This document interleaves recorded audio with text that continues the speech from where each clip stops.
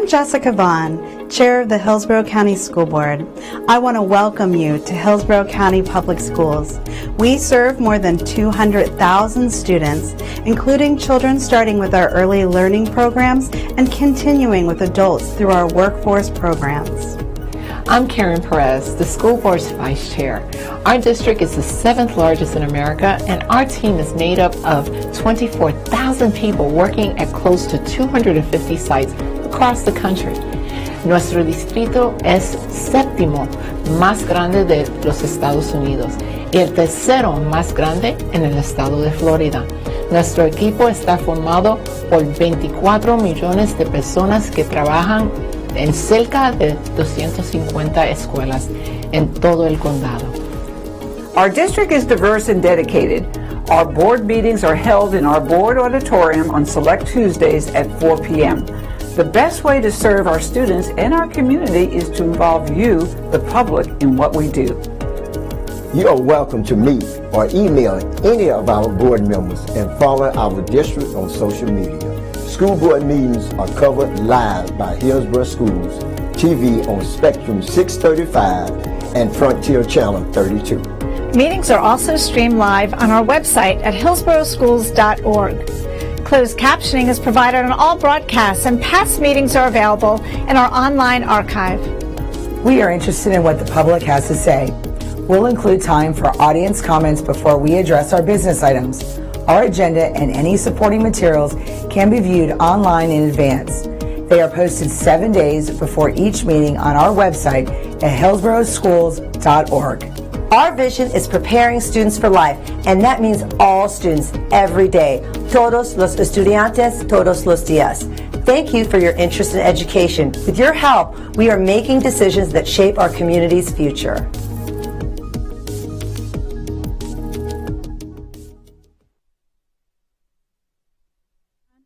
Can you hear me? There we go. The board meeting of January 28th, 2025 is called to order. Member Perez will now lead us in a moment of reflection, followed by the Pledge of Allegiance. Thank you, Madam Chair. When you have a why, you can deal with any how. Having a why is like having a secret stash of energy bars for life. It gives you the fuel to conquer any how, even if that how involves dealing with Mondays or assembling IKEA furniture. When children have a clear sense of purpose or a why in life, such as a feeling loved, valued, and supported, they are better equipped to negotiate and navigate any challenges or obstacles that they may encounter in terms of their mental health. Having a strong sense of purpose can empower children to build resilience, seek help when needed, and develop healthy coping mechanisms to address any mental health struggles that they may face.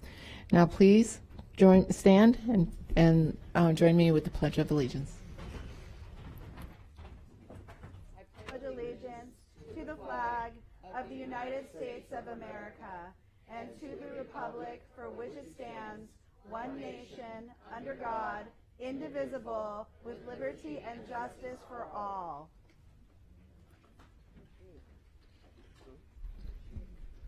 Thank you, Member Perez. Will you please now acknowledge our student entertainment? Yes, Madam Chair. I would like to thank the Moeller Elementary Magnet String Orchestra, along with Principal Melanie Bottini and Director Aubrey Kirsch.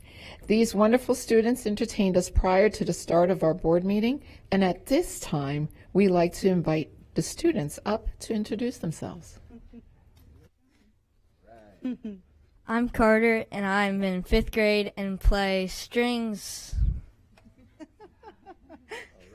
Hi, my name is Diana. I'm in 4th grade and I play the cello. Yeah.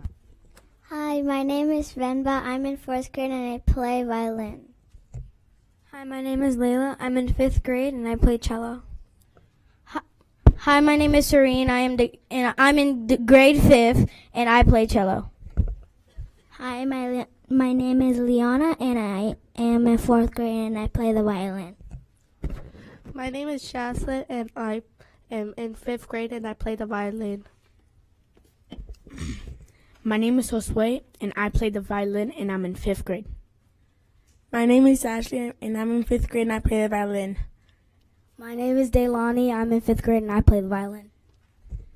Hi, my name is Aubrey Kirsch. I am the strings specialist at Muller Elementary.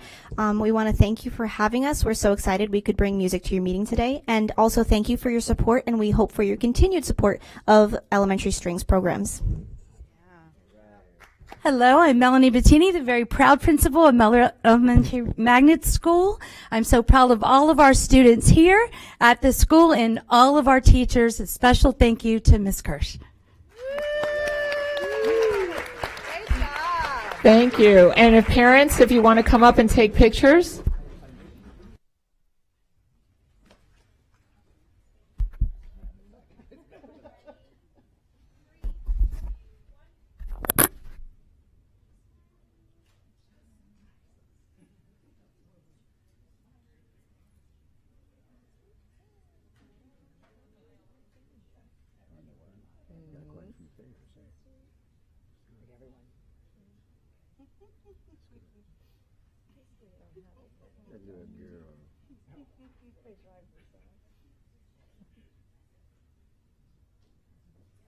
Thank you all.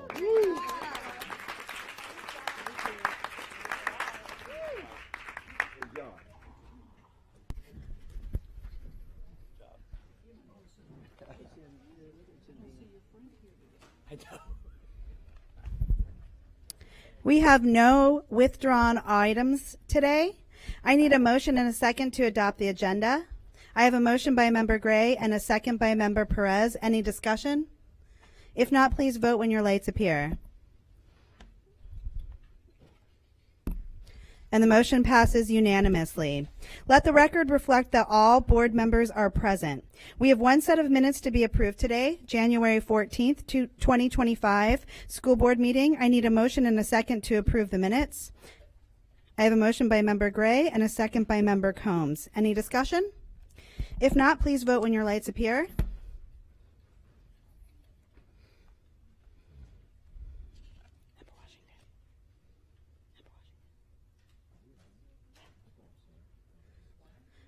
And the motion passes unanimously.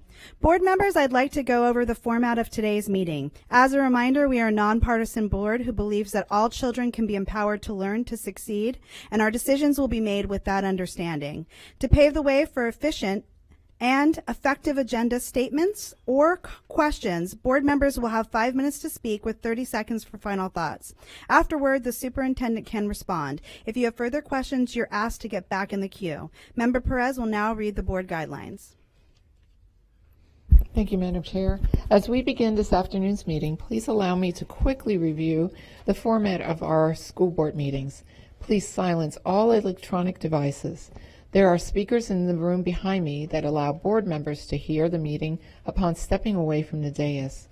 This meeting can be viewed with closed captioning on the live webcast on cable TV and on video monitors here in the auditorium. It can also be viewed with closed captioning on online video archive. Thank you, Member Perez. We have one item scheduled for time certain, that's 6 p.m. employee comment and input.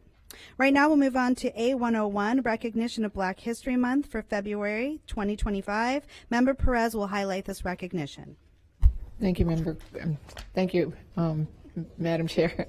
Black History Month is an annual observed commemorative month which began as a way of remembering important people and events in African American history.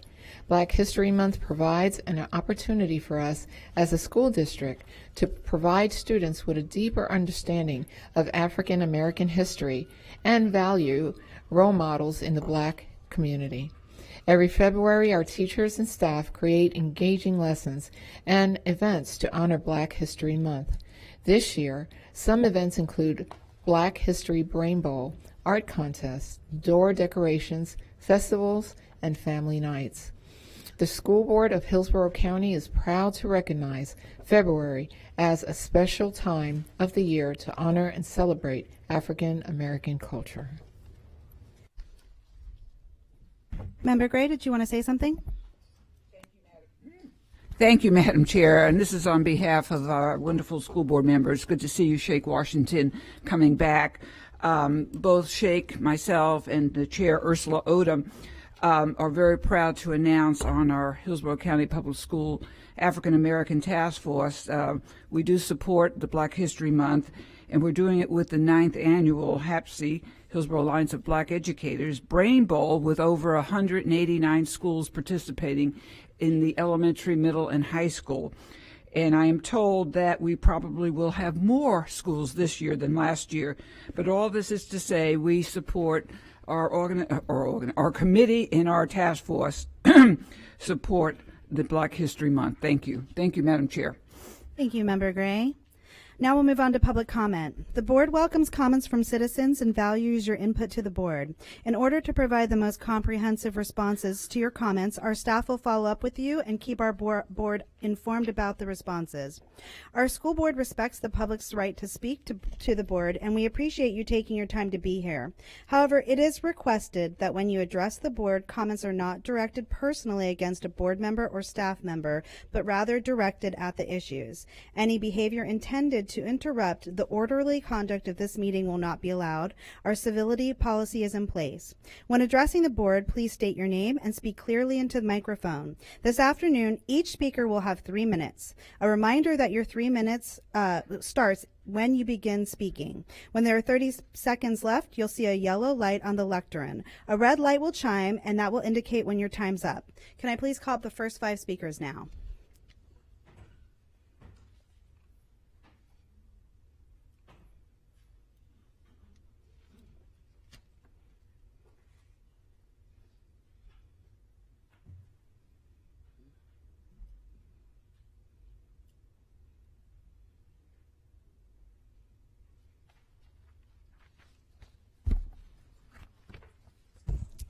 Good afternoon, school board members and Superintendent Ayers.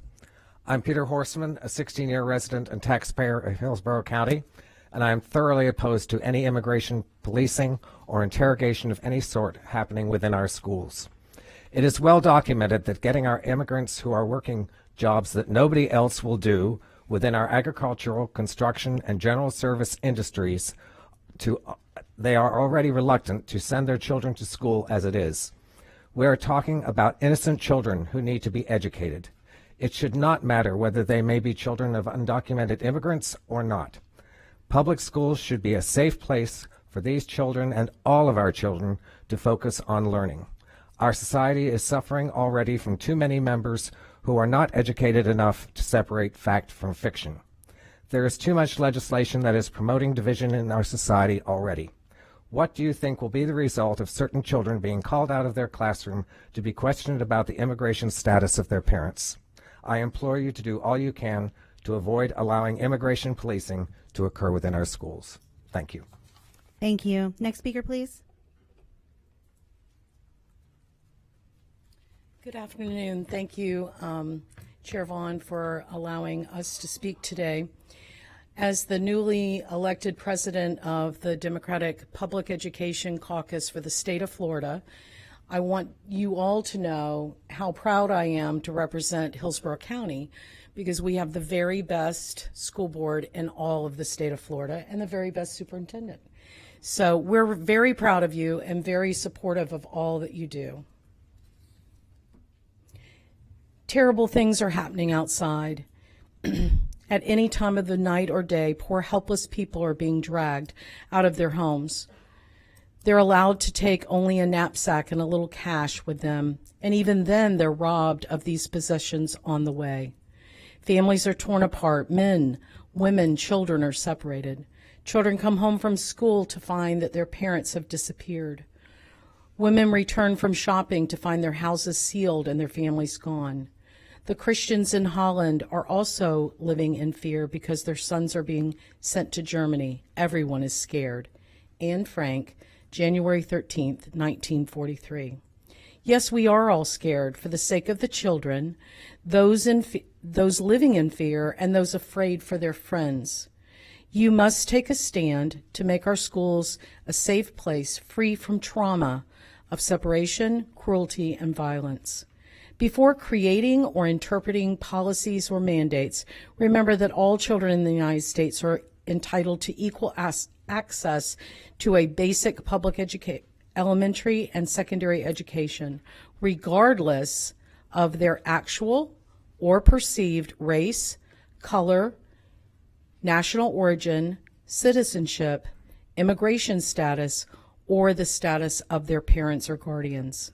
Think about the federal mandate that says school districts cannot prohibit or discourage or mandate policies that have the effect of prohibiting or discouraging children from enrolling or attending their schools just because their parents or their guardians are not U.S. citizens or are undocumented. You may gather the ethnicity data for the federal government for monitoring disparities in educational access. This data is crucial for the policy development and compliance with civil rights laws. This data should never be used by ICE or law enforcement to hunt for children who may or may not be in our state illegally. Thank you again for your commitment to all the children in Hillsborough County. Thank you. Next speaker, please. Hello, everyone. My name is Luis Salazar. I know most of you, and you know I do a lot of cool stuff in my community. And one of the coolest things I get to do is teach kids in 6th, 7th, and 8th grade how to go to college. And it's not just any kids, it's young Hispanic kids that get to learn the pathway to getting furthering their education. Lately, I've been getting phone calls from parents that are very, very scared to send their kids to school. That's disheartening to me. As a young Latino, I went to school here. I went to school right on the border in the state of Arizona, where laws were made to make us scared to go to school. And I know what that feels like, and it's not fun. We need to make sure that our schools are safe places for all students. These places are places kids go to learn, not to be scared. It's important, especially for Black and brown children, to get an education, because when they take our education, they keep us poor. And that's why we need to make sure that those kids are protected in every space within the walls of our schools. And I hope you can all stand up for that when the time comes. Thank you. Thank you. Next speaker.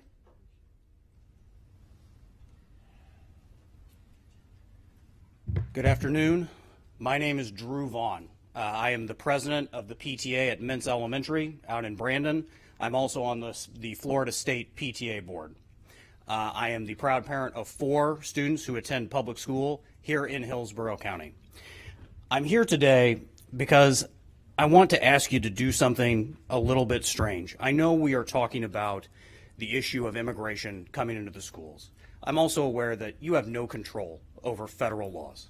I know you cannot change state laws whether you agree or don't agree with them. What I'm asking you to do is to be you. You're the government. And you know what the government is great at? Being unresponsive, being slow, right? All I want you to do is be the bureaucracy that you can be. Why? Why do I want you to do that? I want you to do that because every minute that we can slow down ICE is a minute that a kid gets to stay in school. Every week that we slow down ICE is a week that a family gets to stay together. We can make it so that parents like me are not sitting in the car line worried about whether their children will be there when they pull up. As a group, you have the authority to pass policies to be implemented in these schools. You can't change the laws, but you can pass policies. You could, for example, pass a policy that requires that any warrant that is served at a school be reviewed by Hillsborough County Public School lawyers prior to execution. What does that do? It brings lawyers into the mix. And if there is one group of people who could slow things down more than the government, it's lawyers, right? I know, I'm a retired lawyer. We can slow anything down. What I want you to do is use those bottlenecks, use that bureaucracy. I know many of you personally. You are good people doing good work. But here's the thing, being good is not enough. Good has to be more devious than evil. What I'm asking you to do is to use your power to pass policies that will slow ICE down and keep our students protected. Thank you. Thank you. Can I have speakers 5 and 6 line up as well? Next speaker, please. 5 through 7. Good afternoon, everyone. My name is Stephanie Folia. I'm a resident of Hillsborough County. And I've been proud of Hillsborough County being one of the most progressive school districts in the state. But I'm very concerned what's happening to this country in general. It's frightening. And it's scary to see what's happening, what could be happening to children with ICE going into schools. Okay? If any one of you have ever been stopped, if anyone here has ever been stopped by a policeman in a traffic stop, you get nervous. I do nothing illegal. I haven't been speeding, but if a policeman stops my car, all of a sudden my whole demeanor changes. I'm not sure why, what's going on. Now picture a poor child being called into a room with an authoritarian figure, a policeman, a soldier, how traumatizing that is. Okay? I don't understand how we could do that to our children. Where people scream for pro-life, but yet they don't want to feed them, they don't want to educate them, they don't want to take care of these children and nurture our future of this country. So it's really horrible. And all I ask is that, yes, we have laws, but we have to stand up to these laws. These are children. They're vulnerable people. These children, parents will be afraid to send them to school. So what's going to happen? You're going to have a group of uneducated adults running around this country, making this country great again. I'm sorry, that's not the America I believe in. So thank you for your time, and please, let's take care of the kids. That's the most important asset this country has. Thank you. Thank you. Next speaker, please.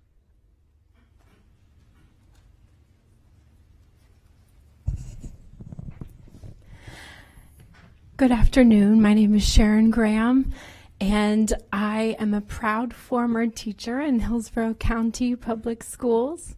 I'm a proud student and product of public schools from Gwinnett County, Georgia. And from that public education, we learned a lot, including some of which I will quote for you today from the Essay of Civil Disobedience by Henry David Thoreau. And the context of Thoreau's essay, of course, was America's original sin of slavery. But there are so many applications for us in this current moment. And I hope that you find it as poignant as I do.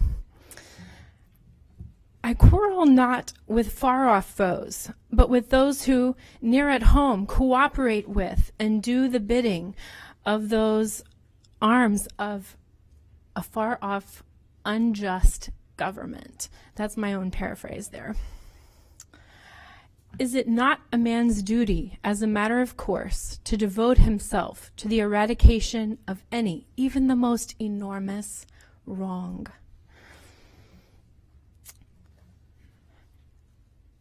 And he goes on to say that unjust laws do exist. And we find ourselves facing that at this moment. Under a government which imprisons any unjustly, the true place for a just man is also a prison. Cast your vote, not merely a strip of paper, but your whole influence. A minority is powerless while it conforms to the majority. It is not even a minority then. But it is irresistible when it clogs the system by its whole weight. And so that sort of echoes what we've heard previous people saying, when it clogs the system by its whole weight. So I just want to echo what I've heard in terms of using what we have at our disposal to do what is right and what is truly just in the face of, you know, what we find as an unjust law. And I want to thank you all for the work that you do on a daily basis, and we truly appreciate that. And I just want to encourage you to continue protecting all of our children, as I know that is your want. Thank you. Thank you. I know we have our last speaker who I believe Ms. Magardo will translate for.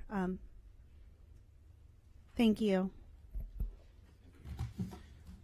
Buenas tardes, everybody. Buenas tardes, superintendente.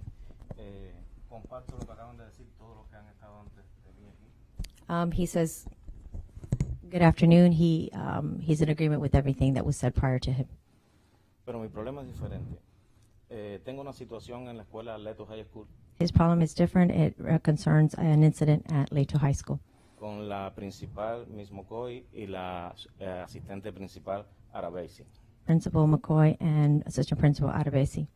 El día 13 de diciembre hubo un incidente con mis hijos en la escuela que estudian ahí. On December 13th, there was an incident with my children who both attend that school. Yo entré cuando ya estaba a punto faltaba poco tiempo para salir porque yo soy chofer de autobús también. He entered when it was almost close to dismissal because he's also a bus driver. Los vi, me contaron y decidí salir de la escuela y sacarlo legalmente.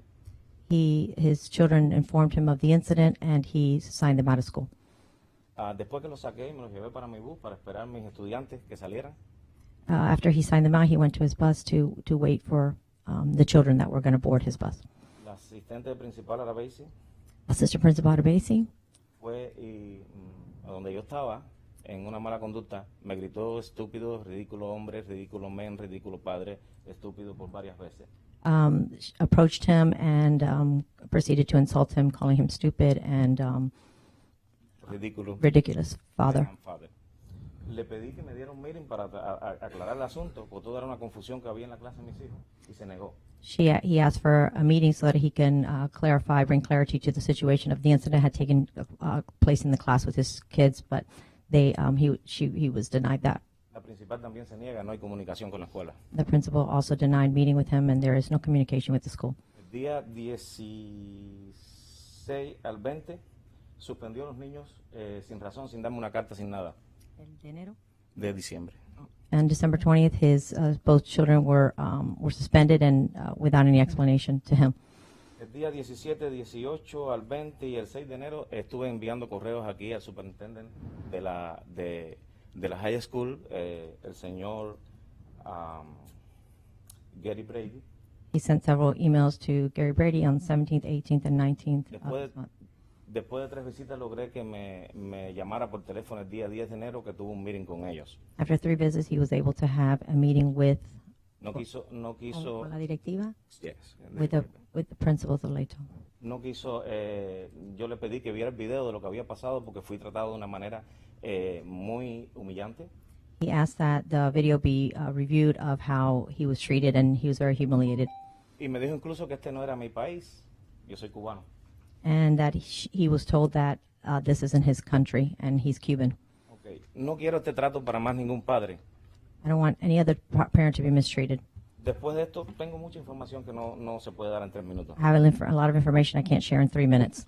Recibí una carta que no puedo entrar más a la escuela de Leto. He received a letter that he is forbidden to enter Leto. O sea, soy un peligro para ellas dos, pero no soy un peligro para llevarme a mis 50 estudiantes todos los días y lo he hecho por más de 7. According to them, I am a danger to enter the school, but I'm not a danger to drive the bus and take children back and forth to school. No es justo. Not fair. Thank you. Thank you for translating.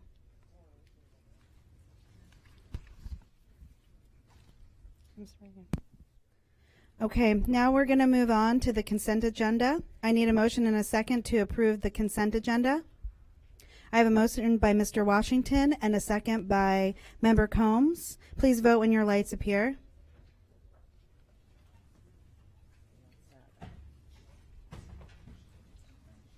Member Rendon.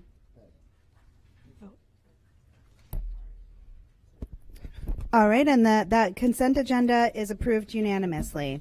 I will now call on Superintendent Ayers to highlight our administrative appointments. Thank you, Madam Chair. Board members, we have one principal appointment on the consent agenda this afternoon, and it is the new principal of Tampa Bay Boulevard Elementary, and that individual is Christina Vega. Christina, if you could please stand. Congratulations. If you want to come on up front, Christina, please.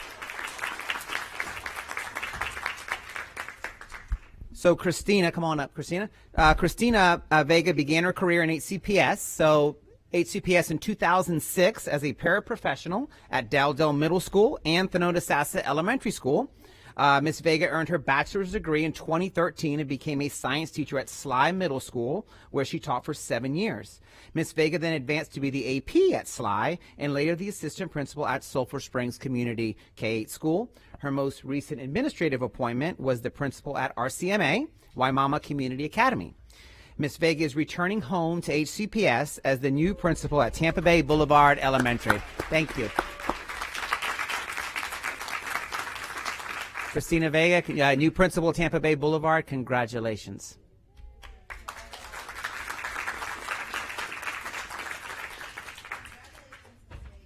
Let's do that again. Congratulations, Ms. Vega, and we'll now take a pause just for a moment for anybody who'd like to exit the boardroom.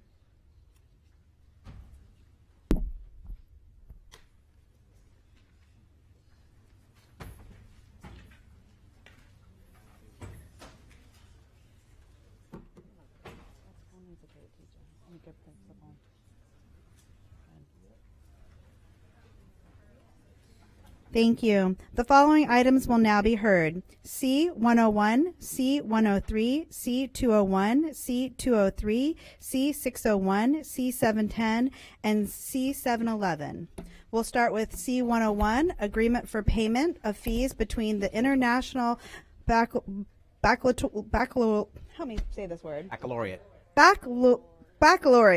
Organization and the School Board of Hillsborough County. Please for the 24 to 25 school years.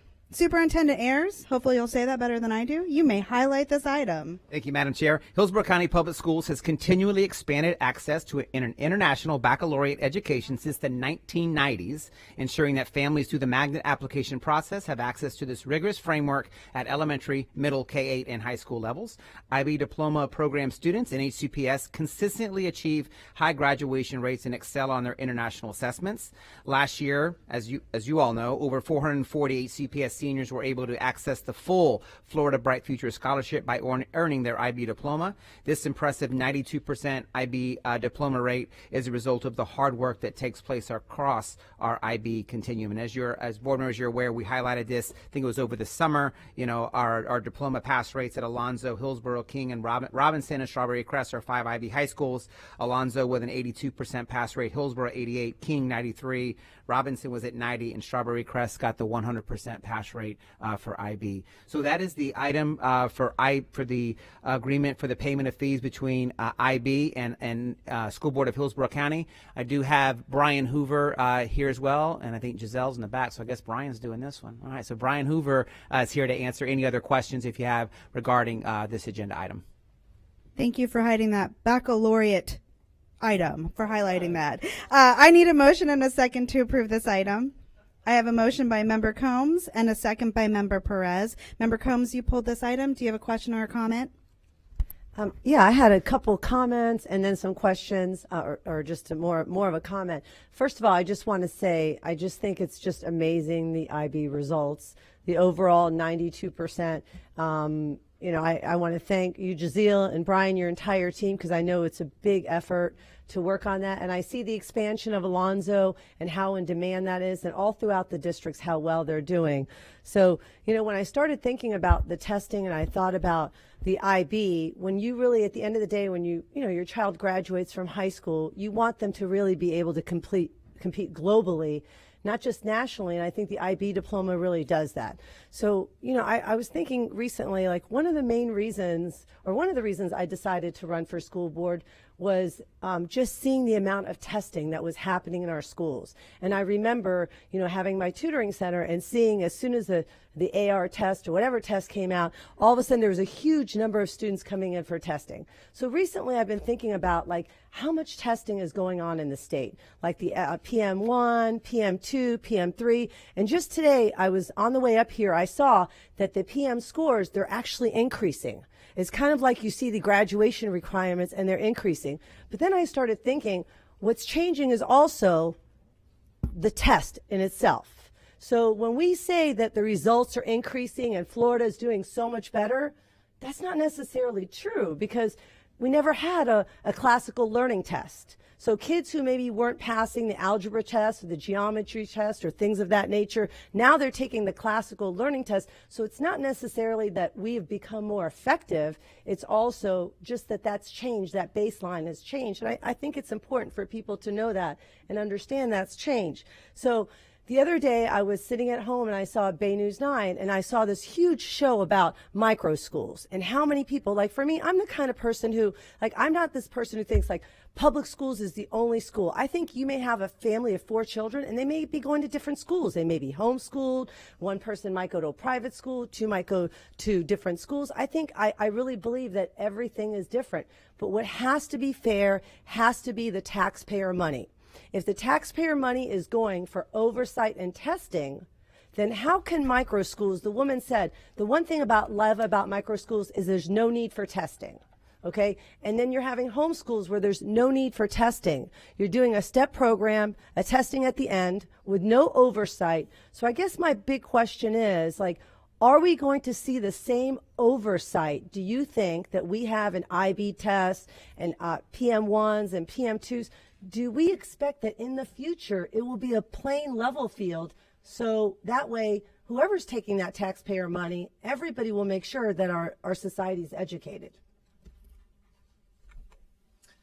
So excuse me. So I can speak to how IB handles their assessments. So anyone who offers an IB global assessment has to be at an authorized IB school, which is a pretty rigorous process. We currently have 2 schools going through that process now, both York and Adom. But all 5 of our IB high schools have gone through that process. And as you know, they're reevaluated every 5 years to make sure that those teachers are teaching those standards, that they're preparing students for the assessment. But I think to answer your question directly, no non-accredited IB school can offer an IB exam. And I guess with the high school diplomas, right, when there's a high school diploma and a parent's getting the $8,500 taxpayer money, right, going in, I mean, is there any real oversight that's happening with that? Do you know, Ms. Fawcett? It's more of a question for the Department of Education. Okay, I was just curious because I think it's important for, as a society, as we move forward and there's more and more testing and students are being tested more, I really feel like either we've got to, roll back that testing and have less testing, or we have to be in the same par with other entities. And I think that's really important. And as a school board member, I think that's my job, to educate the community and let them know that your taxpayer money, maybe there is some oversight happening in Hillsborough County Public Schools, but maybe there's not oversight going on in other programs. And I think that the average citizen needs to know that. So when we're saying that our state is doing so amazing, let's really dig down and look at what that looks like. When we're saying graduation rates are improving, not that everybody's not working hard, but if there's a different test and you're being tested differently, then it's not the same as it was 5 years ago. I think it's very important for people to be informed. Thank you. Thank you, Member Combs. Member Washington? Thank you, Madam Chair. I'm going to be plain and simple. You got my vote. You guys are doing a great job. Brian, you was one of my students. Yes, sir. Oh, okay. All right. I think you were my student at Chamberlain, right? Chamberlain. Correct, yes, sir. Oh, okay. Well, see, that's another reason why I'm voting for him, because he was a great student. So really, really, jokes aside, but thank you all for doing a wonderful job. Thank you, Madam Chair. Thank you, Member Washington. Member Rendon? Thank you, Madam Chair. I would be remiss if I did not say and make note on the fact that as we look at the student and the population of East and Southeast County of Hillsborough County, we need to pay attention to our IB schools and our opportunities that we're opening for all of our schools, with opening new high schools, new other schools, because of the overcrowding that we have. I would be remiss if I didn't make sure we pay attention to the needs of the students throughout the entire East and Southeast County of Hillsborough County. It is a growing area, and the need for that is great. So I do appreciate this. Even though these schools are not in my district, other than Lincoln, I do want to say that I'm tremendously impressed by the graduation rates. Strawberry Crest, 100% IB diploma. That's outstanding. And 92% across the board. These kids, don't get me wrong, my children graduated from Hillsborough County Public Schools, and they worked very hard with AP classes and dual enrollment classes. But those IB diplomas, those kids are putting in the time and effort. that I see second to none. It is unbelievable the effort that they have to put in to really get these IB diplomas. And so they need to know that we see that and we appreciate the work we do, on top of the fact that these teachers, they have to answer the hard questions and they have to deal with those students that are doing the research, doing the homework. And so they are working double time. And so I want to appreciate all the teachers that are working with all these students and teachers across the board. So thank you very much. Oh, and the coordinators, you're absolutely right. The coordinators within the programs. So thank you. Thank you, Member Rendon. Member Perez? Thank you, Madam Chair. You know, to Patty, to Member Rendon's point, you know, you're elevating these schools because these schools are in areas where, you know, the students need that boost, and to see those diplomas, you know, with that, with those, the fact that they are, you know, with the, help me out here, baccalaureate. Yes, I'm with her now. Yes, yeah, there you go. Because I attended King High School, and you know knowing the population who was supported by King High School, also, you know, it just elevates those schools. And to let you know, he was also my coach. So I think he coached everybody in Hillsborough County. So just, yeah. But yeah, to Member Rendon's point, it just really elevates those schools to a whole nother level. But thank you. Thank you, Member Perez. You know I'm a huge fan of IB. And to Member Rendon's point, also for somebody who represents North Hillsborough, unfortunately, we just don't have enough opportunities for people in North Hillsborough. You know, some in the West, but definitely not in East. A lot of our families are going so far. So, you know, I'm always trying to push. And I know how important it is that even though we may not be tested for the IB in elementary and middle school, how important those feeder schools are and what an impact they've had when we talk about the success at Strawberry Crest. A lot of those kids started off in elementary school and have followed that IB path all the way through to the completion of high school. So I think, you know, what you're hearing from the board is a lot of support towards that. You know, I'm in a lot of different neighborhood groups, and a lot of times when I hear families who are thinking about choicing out into other choices, our parents who go to our IB schools always come in strongly and voice support for our IB programs and say they can go toe-to-toe any day when it comes to a lot of our private schools that, you know, our parents are paying a huge amount of money for. So I just want to voice my support in expanding that. I know it's challenging because our high schools have to pay for our middle and elementary schools, but anything that we can do to support and expand that so we can offer that opportunity across the board from elementary to high school is something that I'm highly in favor for. So thank you again for all of your hard work on this. All right, seeing that there's no further questions or comments, please vote when your lights appear.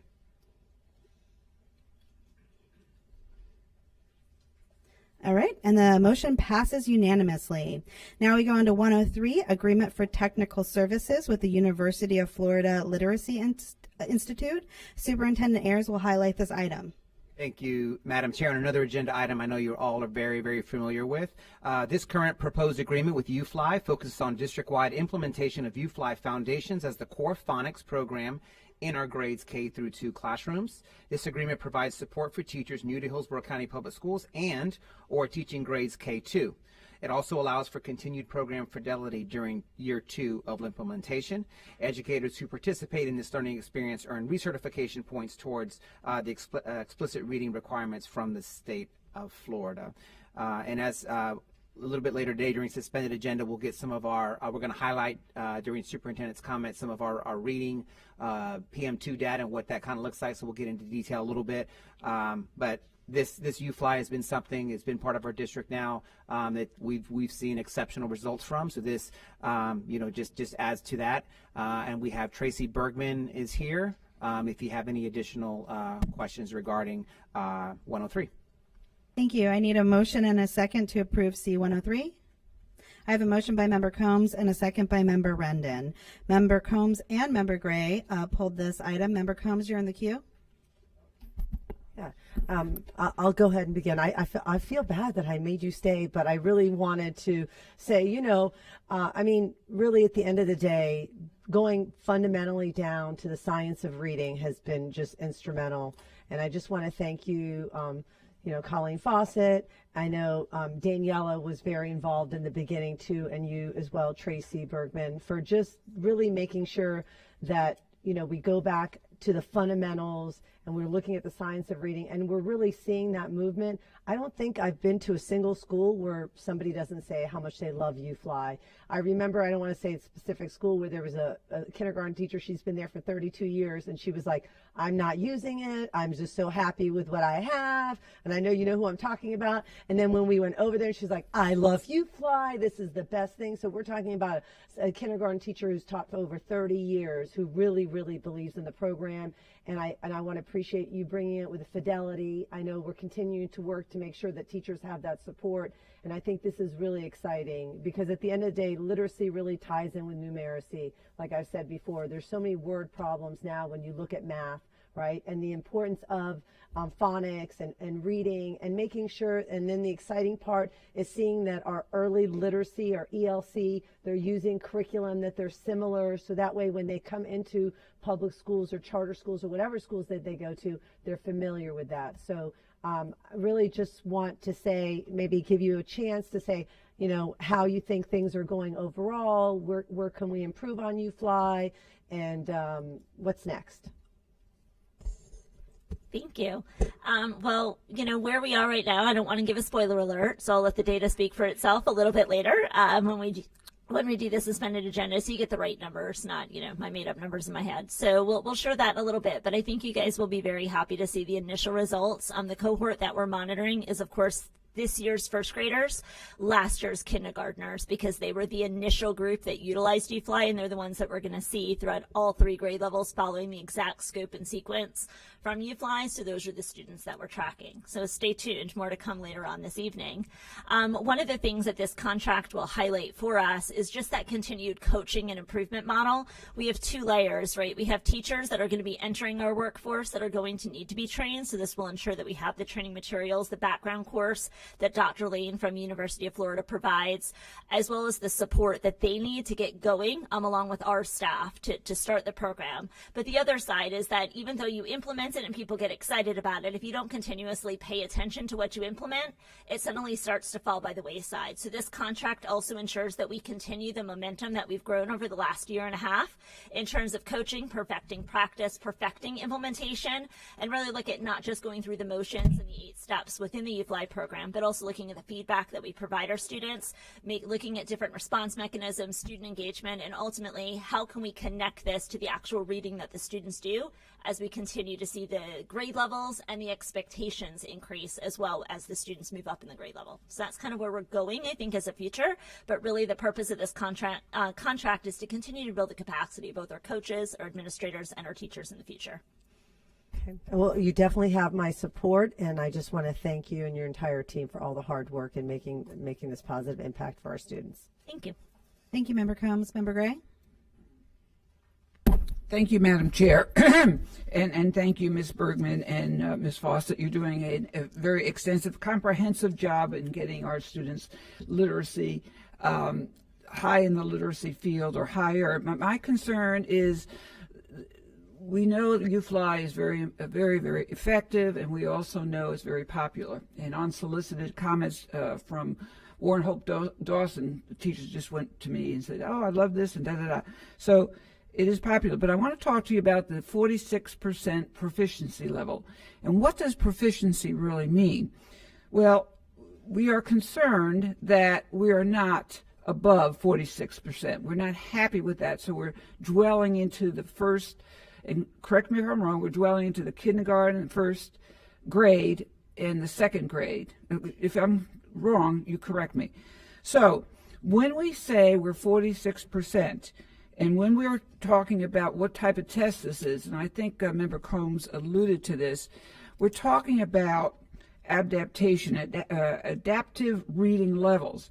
So what I have gained the knowledge from you, Ms. Bergman, is if a student continues when they're reading their content, their passages, and they're showing a low level of proficiency, then what the test does, it makes adaptations and lowers the value or the critical, let's just say the content, to make it a little bit easier. So if we're lowering the content expectations, my concern, and this is the opposite of Jazeel, wherever you are out there, the opposite of getting to the higher level of ACE and IB and all the others. So if we're going to lower the expectation level because the students are not able to reach the current level of the test, and that is the Florida Assessment of Student Thinking Fast, then my concern is how can we fundamentally expect our students to raise up to that IB, ACE, and AP if we're lowering the actual questions in the difficulty? And I think some of us understand where I'm going, and I know you do. So this is a big dilemma in my mind. As an educator for most of my life, I always want to make sure that the students are challenged. And I see, it's no one's fault. Right now, this is a Florida assessment test. No one's fault in here, but this is what's going on, that we're not setting forth higher expectations because of this test. Can you comment on that? And I might be sharing a not factual description, but this is how I interpret our discussion. Go ahead. So I think where we're trying to go is just talking about the fact that the nature of the assessment is adaptive, right? Every passage that the students receive on the FAST throughout the grades 3 through 10 is going to be within the grade level range. So we have a grade level range, Lexile levels determine that. The state uses that piece. But within the adaptability, as opposed to a math or science test where it's adapted based on the question that they answer and, it kind of measures them where they are, students get tracked based on their passage types, based on easy, challenging, or average question types that they answer right within the set. But what that means is that for us, the instructional side, where I'm going to beg to differ a little bit on the side, is that I think what that means is for our instruction is how critical it is for us to keep those expectations high within the classroom. So while the test is here, it's making sure that our students are exposed to grade level text at all times, especially during their Tier 1 instruction, and that the questions that we're asking really align to the achievement level descriptors and really align to some of those pieces that are out there in terms of the rigor that the questions are asked. So I don't think it's about the state lowering the expectations. I think it's about flipping the coin and the narrative on that a little bit and saying, no, instead we've got to raise the expectations, even in elementary school. And yes, that is why we start with the foundational skills, as mentioned in the U-Fly contract, because if you want them to read, they got to learn the foundations, right? They got to learn the decoding. But throughout that, it's about building the conversation. It's about building the types of questions that they're going to be asked on that assessment, but also some of those questions are just good questions to get them to be critical thinkers and to not focus on those question stems so much, but just good teaching, good practice, and the text itself. So that's why what we put in front of kids matters and what we have them do with it matters. And I think as long as we keep our focus there, our kids can continue the success they have, and we'll continue to see some incremental growth that I think you'll see in some of the data that's shared a little bit later tonight. I don't know if that helps. Yeah, it does. And here I am looking at the glass half empty versus half full, and I'm not a thinker like that. But I do think as an educator, as a former test taker and test giver, if that's the way we're sharing that philosophy, if you will, to our teachers, that's a good thing. But I know, Ms. Fawcett, you've been shaking your head whether you're going to throw darts at me or not. I want the kids to be challenged. I mean, that's just as a individual school board member. And if that's the philosophy, and Superintendent Van Ayers, if that's the philosophy that we're igniting and inspiring, then that's a good thing. But I don't want the kids to be dumbed down from this particular test. And I think, too, when you look at that percentage, that 46% proficiency in third grade was from 2 years ago, the first year we gave the assessment. Last year's third graders actually increased, I believe it was to 51%. So we saw a lot of increase even with that. And we're continuing to spread that message. I actually just delivered training right around that about the importance of tasks and targets and grade level benchmarks, and I know my team is doing the same pieces with their coaches and teachers and administrators. So I think, again, it's just all about how we phrase it. I mean, you know, kids don't go from 46 to 85% in a day. They just don't. But I think, again, it's about those incremental gains over time that we start to see. And the more communication we have and the more honest we are about what needs to happen in our classrooms, the more we'll start to continue to see those improvements. Well, and nonetheless, and in summation, you two and your team are doing a wonderful job. The kids are doing better scoring than, you know, school board members, my colleagues, I know would be very happy and are very happy. So continue the great work. I'm sorry I posed the negative look on that, but I am being a devil's advocate. So thank you all. Done talking. Thank you, Member Gray. Member Rendon? Thank you, Madam Chair. While we're talking about reading and all of our reading scores and our initiatives that we're putting forth, and thank you so very much for the ongoing and in-depth time you spend not only with the leaders in our district, but also with our teachers and also with our school administrators, so that the implementation of this is key. And so thank you. But I would be remiss if we didn't talk about New Worlds Reading and the grants that they have, and making sure that the public understands that this is a product that they can go and get free books for their kids. And if they don't know what it is, to please reach out to their staff at their elementary schools to get on the list, because they can get free books every year to keep our kids and our families engaged in reading. And so I think as we're looking at what we're doing in schools, I want to make sure our families and our parents know that there are other things out there to give them free resources through New Worlds Reading, to make sure we've got that. So I just want to make sure we gave a little bit of light to other resources that they can be doing outside of that, and our schools have all that information for them.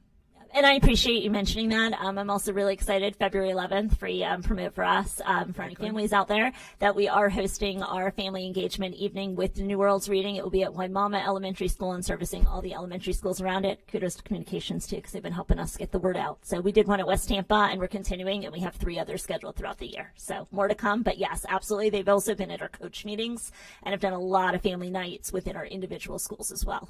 So if you are listening in and you don't know anything about New Worlds Reading, please reach out to your administrators at your elementary schools or your middle schools to get engaged with those free opportunities and resources for all of our families. Thank you. Thank you, Member Rendon. We've talked about this, and while I do share some of the concerns with my fellow board members as far as how accurate adaptive testing is and some of the testing is, this is, you know, the curriculum itself used to teach phonics, right? Which is what so many of our educators have asked that we go back to when we talk about the fundamentals of reading and literacy, is the basics of phonics. So I know Dr. Hahn was a huge proponent of this program before it came here, and it's had great success. You know, my concern, and even though you've assured me when we've had our meetings, I just want to kind of talk about it on the record, is that we're not just using the decodables for this program, that we're actually bringing in books and texts on level that the kids can read, because we don't want to just encourage them to read on level, but we want to encourage their love of reading, right, with lots of different opportunities. And I know there have been some questions and concerns about that. So can you just assure us that we're not only teaching decodables and the science of reading, but making sure we use this as an opportunity to expand the love of reading? Yep, absolutely. So obviously when we entered our endeavor in terms of tackling the science of reading, we started with the decoding piece because it was the biggest gap we had, especially in our kindergarten, first and second. And one of the ways you connect those decoding skills is through the decodable readers, books that we know kids could read based on the individual skills that they're taught. But you're absolutely right. Some of the things that we've done in the past include the Flamingo Literacy, which we brought forth to you guys, I want to say about 2 years ago. We have since taken over the cohorts. We no longer have the contract because we have a team of trainers on our own staff that can deliver it. We delivered it not just to primary teachers, but also to 3rd, 4th, and 5th grade teachers at our literacy symposium last summer. And we're excited to offer a spring cohort with that. And what that does is it takes a small group and really brings in the authentic text with our kindergarten, 1st, and 2nd graders. So ensures that, yes, you're reading a decodable, but yes, you can also tackle any text, that transfer of information is there. We're also really taking into exactly what you're talking about as a pre-K-12 literacy team moving forward. Our goal is going to be to really get kids engaged in the text. Building knowledge, building content, learning about the world around them through literacy is going to be our focus moving on into next school year, and our focus for our literacy symposium this summer. We kick it off this weekend with the vocab symposium over at Chamberlain, and continue that work with our administrators or teachers, coaches, etc., moving in to make sure that kids aren't just stuck in that decoding world, but they're also either through read aloud, listening comprehension, and of course reading on their own, getting that wide exposure to different types of text. Great. I love hearing that, because not just the love of reading, but just the passion that they're going to need for continuing that, whether we're talking about science or civics, all of that, it's going to have to go past just the decoding. So those two together is really imperative. So I appreciate that. Seeing that there are no further comments or questions, please vote when your lights appear.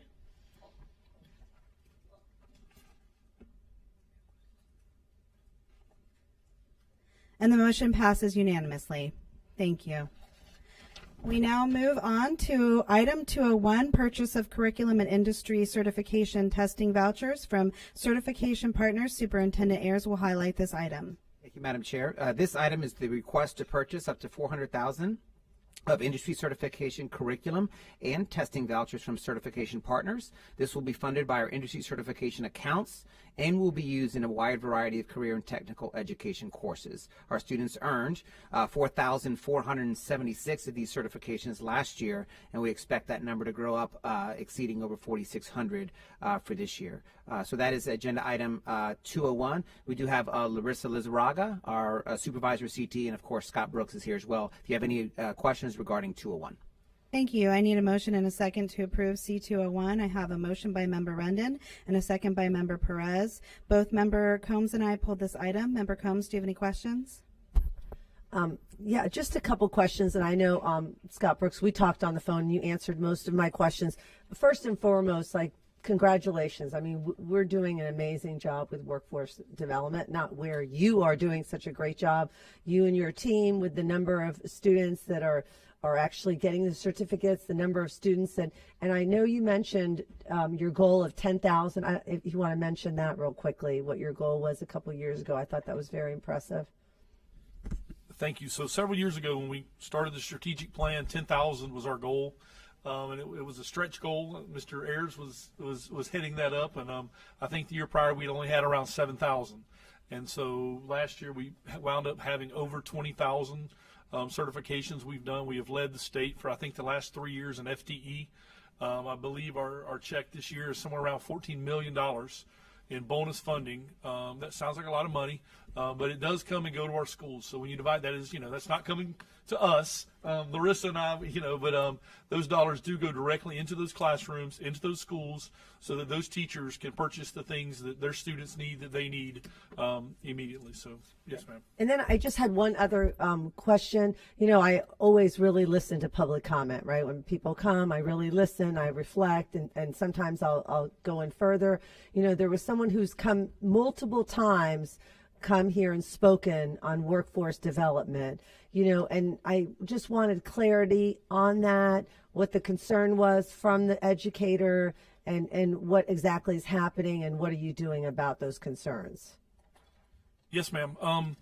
As we go through this, we're one of the state leaders. I mean, when you look across the state at the numbers, you look at the committees. I know Ms. Lizarraga just last week was in a meeting in a committee and was helping other districts with their processes, their procedures.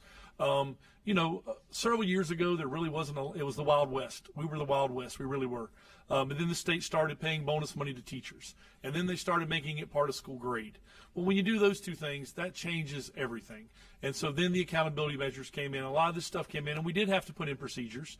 We did have to put in timelines, and there's 30-day wait periods, and a lot of things like this that did happen. So some of our teachers that have been around for a long time and kind of appreciated some of those days when there wasn't as much quite oversight with that. I could see where some of the newer things that the state is implementing and forcing us to do would cause some of those things. We followed the statutes. We just went through a huge audit. There were no findings. They utilize, our procedures, and we share that with others across the state. So we try our best to meet our teachers. Of course, when that happens, we'll meet with them. We'll meet with principals. There's always unique circumstances sometimes that happen at schools. And so we try our best to mitigate those and help folks out. We want more. I mean, our team wants more because it's great for kids. So the more kids that pass this, the better it is for our community, the more dollars that come into Tampa. And so we try our best to support and help those, as much as we can. Yeah, so I guess one of the things was that, you make sure that students are prepared to pass that test, because we also, you don't want a child to fail a test 4 or 5 times. I don't know what that does to the, self-esteem and how they're doing. So I guess that's one of the issues, is that before a child could test any time, but now you have more of something that's basically across the board to make sure that that child is prepared to take the test. And if you could just really briefly talk about that, because I think it's important. Yes, ma'am, very quickly. So several years ago, we were pushing and looking for numbers. And we had one of our schools that tested over 300 kids, and I think 4 kids passed, 4 or 5 out of that 300. And so, when you have that, we said, in our effort to really encourage and kind of push, these kids probably really weren't prepared, and a lot of different reasons. It could have been curriculum alignment, a lot of these things. And so at that point, we really took a deep dive and said we really need to align our exams, our curriculum, our teacher training. We've got to really fix all of those things. And then we really need a pretest to make sure that these kids are prepared. And then we work with the teachers. We set the numbers. We try to pick pretests that are aligned. We allow our teachers to, even if they come up with better options or things that they may think are better aligned, they'll work with us. And so we make sure we use that pretest. And then obviously the kids that pass, they go on. And then the other ones know exactly what areas they need to work on so that then they can pass in the end. Okay, great. Thank you. And thank you for the great results. And also for your audit. That's great. Thank you so much. That's it. That's all I have. Thank you, Member Combs. Member Rendon. Thank you, Madam Chair. A quick question, kind of an additional on to Member Vaughn. And so do we have an estimation of how many pre-tests never get to testing?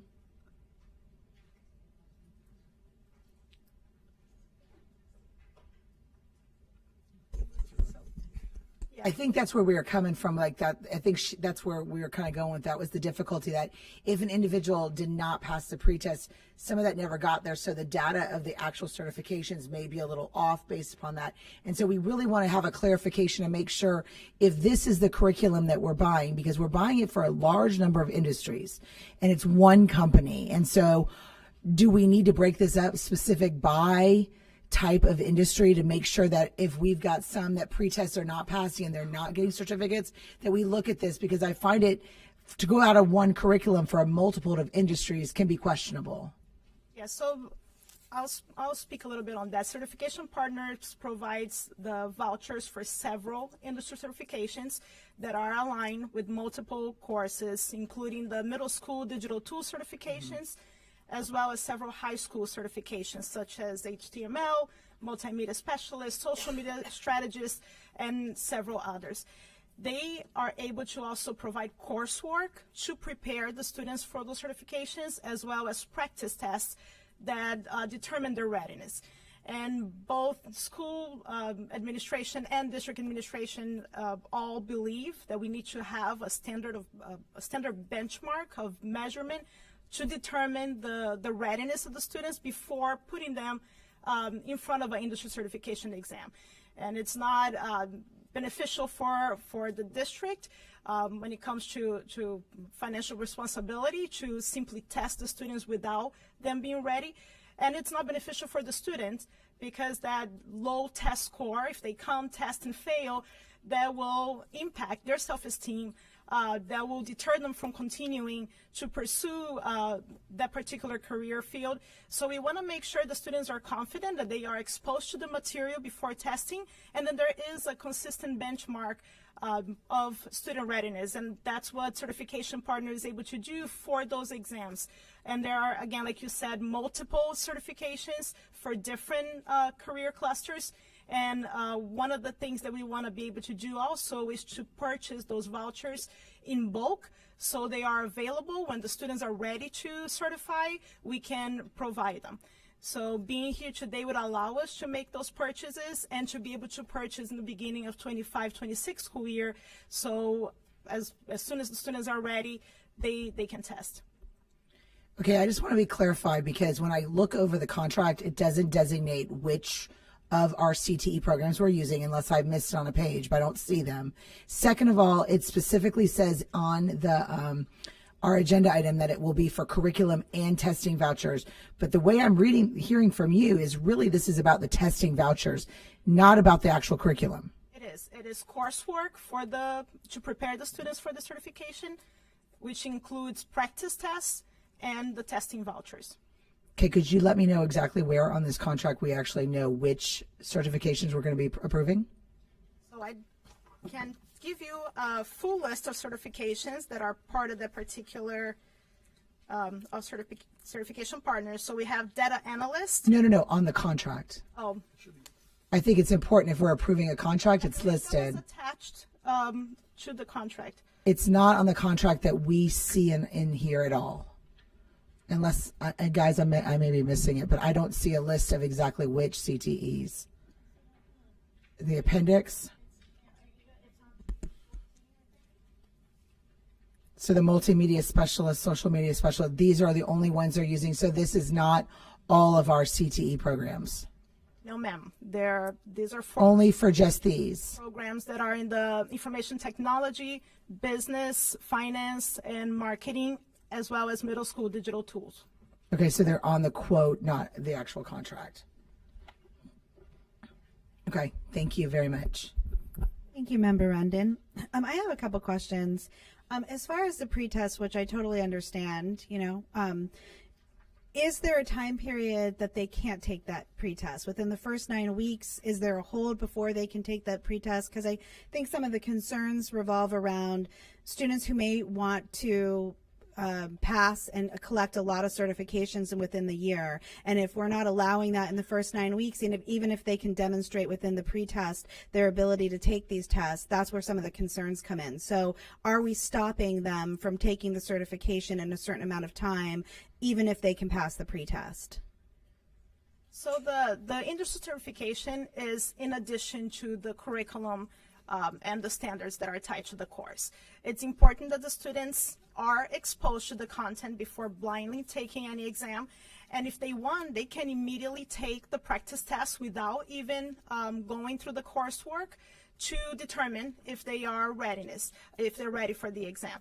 So, and I think what has happened in the past, many times students are going and taking the certification without being prepared, which we've wasted a lot of vouchers in the past for purchasing vouchers for retakes, because if the student failed the first time, they have to retake the certification. But are you saying they're passing the practice test and then failing the certification exam? Correct. So, well, no, many times students have taken the exam without taking pretest. Right, but I'm not advocating for not having a pretest. My question is, let's say it's the first 2 weeks of the first beginning of the school year. Can they take the practice test, and if they pass the practice test, can they then take the certification exam? Absolutely. So here's yes, to be very specific, yes. And I'll give you an example of this board item. So the intent several years ago was for a kid to sit in a CTE class, just like an AP class, go through, our teacher would teach that curriculum, they would be there a full year, and then we would test at the end of the year. That's pretty much kind of been the model forever. And then a few years ago, we started, normally this item would come in April and May historically, towards the end of the year, because during testing season. Then all of a sudden we found a couple years later, students are coming in with, especially this IT, they have so much knowledge already, and they're learning so many other areas, we started backing it up. And then all of a sudden we started having to bring this item in January. And actually this year we had it set for October. So we have seen the trend where it's getting earlier and earlier and earlier in the year.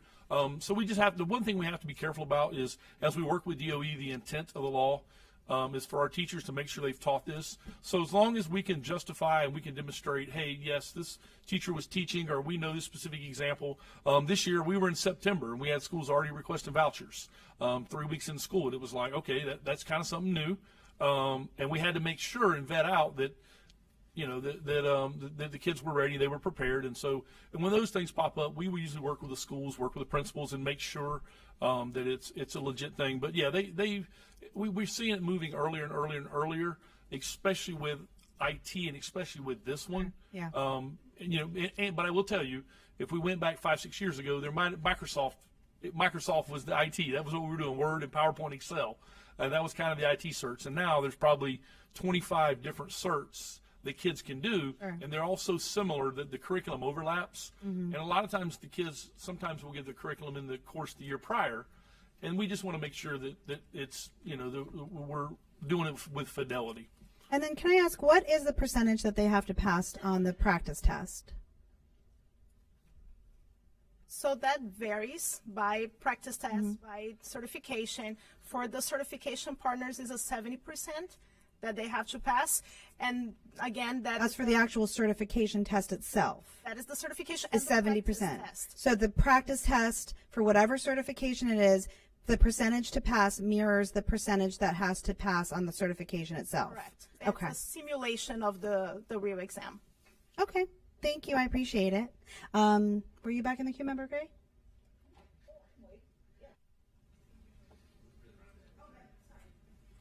Member Rendon. Yeah, sorry. Thank you, Madam Chair. Sorry, I had another additional question. How many students is this really impacting? Because like I'm seeing, I guess it is a really thing now, but I mean, multimedia specialist, social media strategist. So, I mean, how many students are we really talking about for this kind of money? So, a couple years ago, I think this may help with some of this. So several years ago, the state used to really be prescriptive. If you were in ag, you took the ag exam. If you were in business, you took the Microsoft exam that I put out. Several years ago, they kind of opened it up to where now we have the ability to do multiple exams. So you may see something like a social media or an entrepreneurship taught in an ag class. You could see that taught in a welding class. You could see that entrepreneurship certification done through multiple different course sequences. So it's not just always the same class, but these certs go to different one. I believe with this one, we're looking at in this item, about 4,400 industry certifications that would ultimately be generated by this board item. And then that would obviously generate the money that would come in. Now, some kids may earn 2 or 3. You may have a kid earn at 5 or 6. So it's a little bit hard to say exactly how many students that would be because some of them do multiple certifications. Okay, so, all right, I see what you're talking about. So there's a quantity of so many hundred here based upon, like, so for example, social media specialist, you're talking 400 students. But you're saying they could be doing a multiple of different ones. They're not taking necessarily a social media class, but within another class, this could be a cert that's there. Yes, ma'am. So what we have to do is when we're audited, we have to audit and show that there are enough in the curriculum that is taught. We have to make sure that the topics on the test and objectives from the industry cert are actually in that curriculum. Several years ago, we tried to do some of our OTC, and then the state wound up denying them, saying there wasn't enough of their curriculum in there.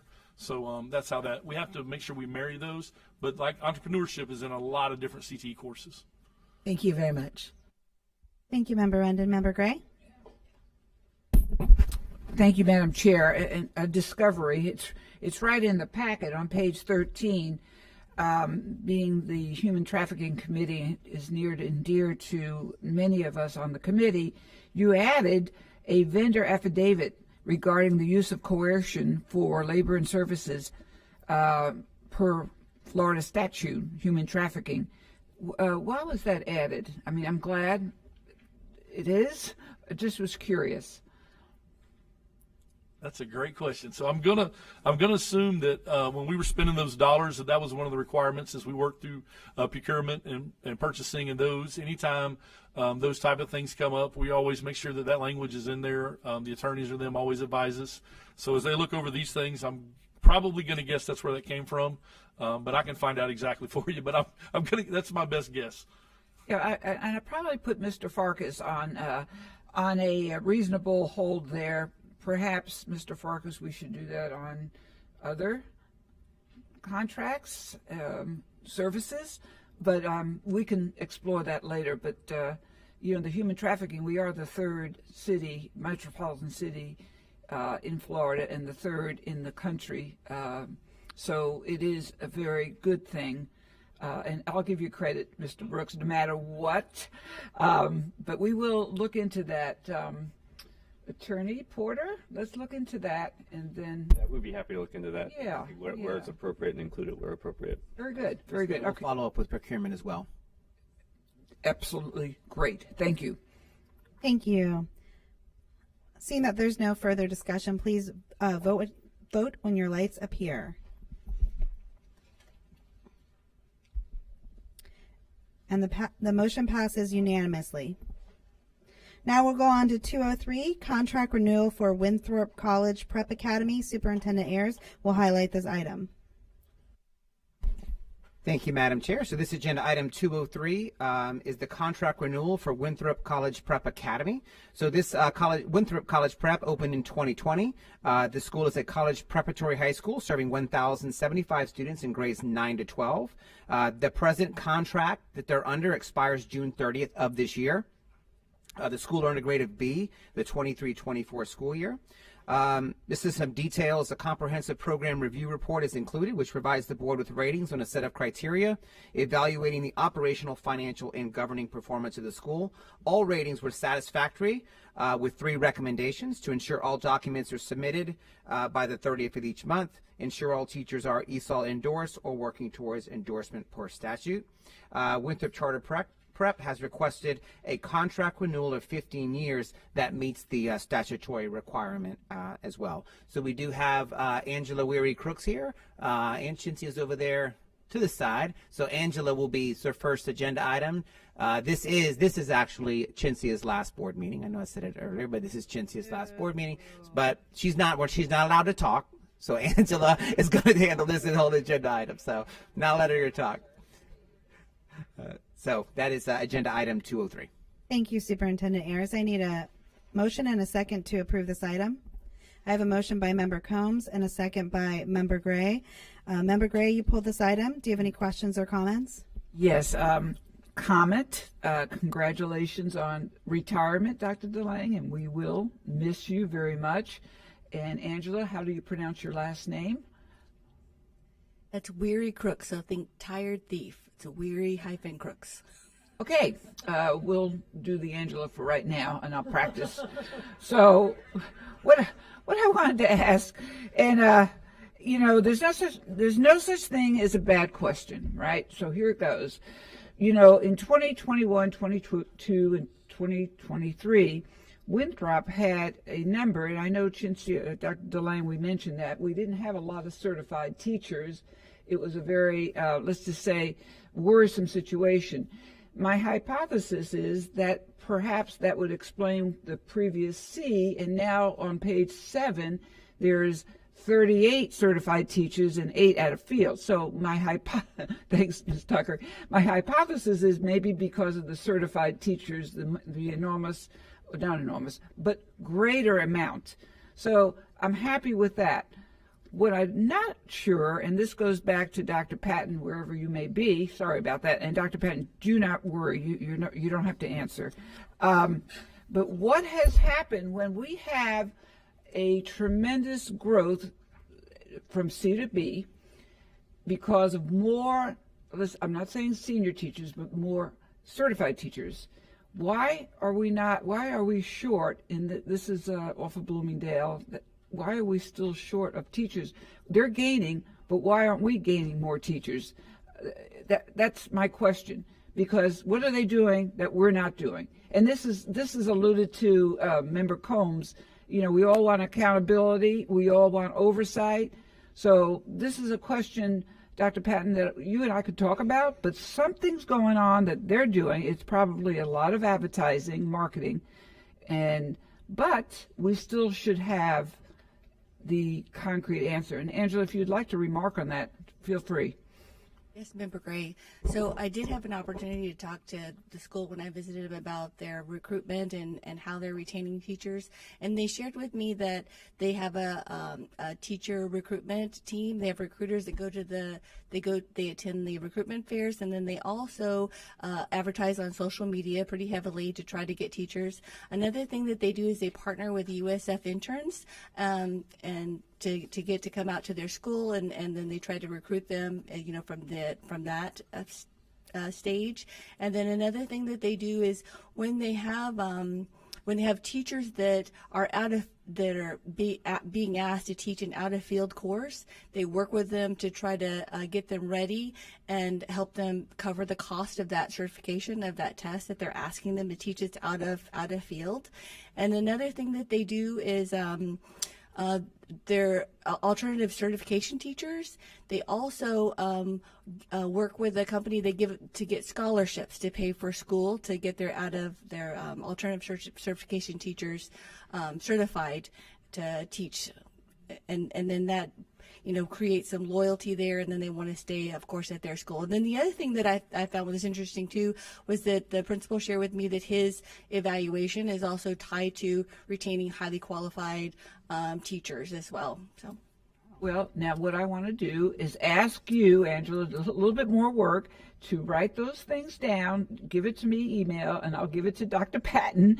But I think we all would be better to know the techniques so we can start utilizing some of those interesting parts of getting more effective or more qualified teachers. So thank you, Angela. You know your stuff, so I appreciate it.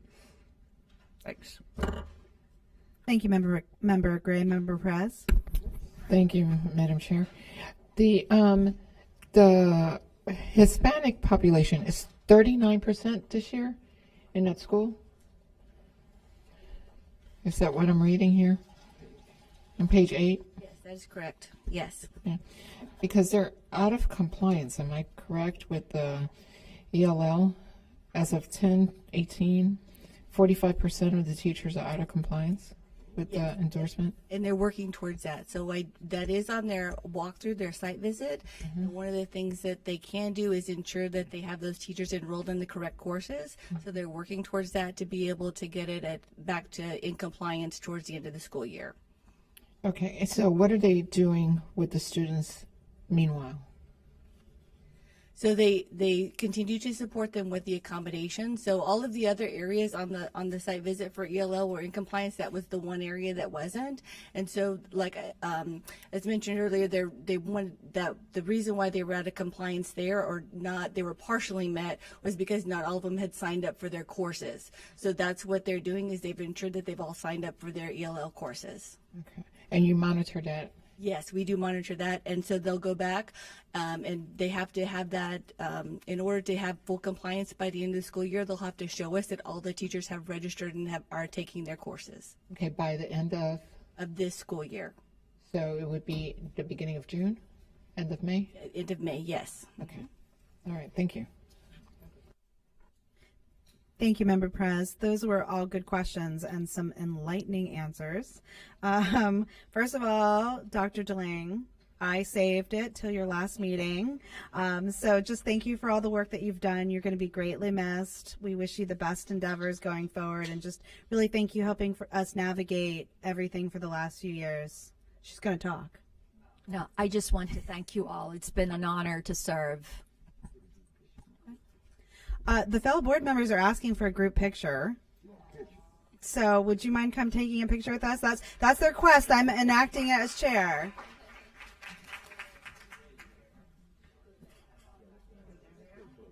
I don't know.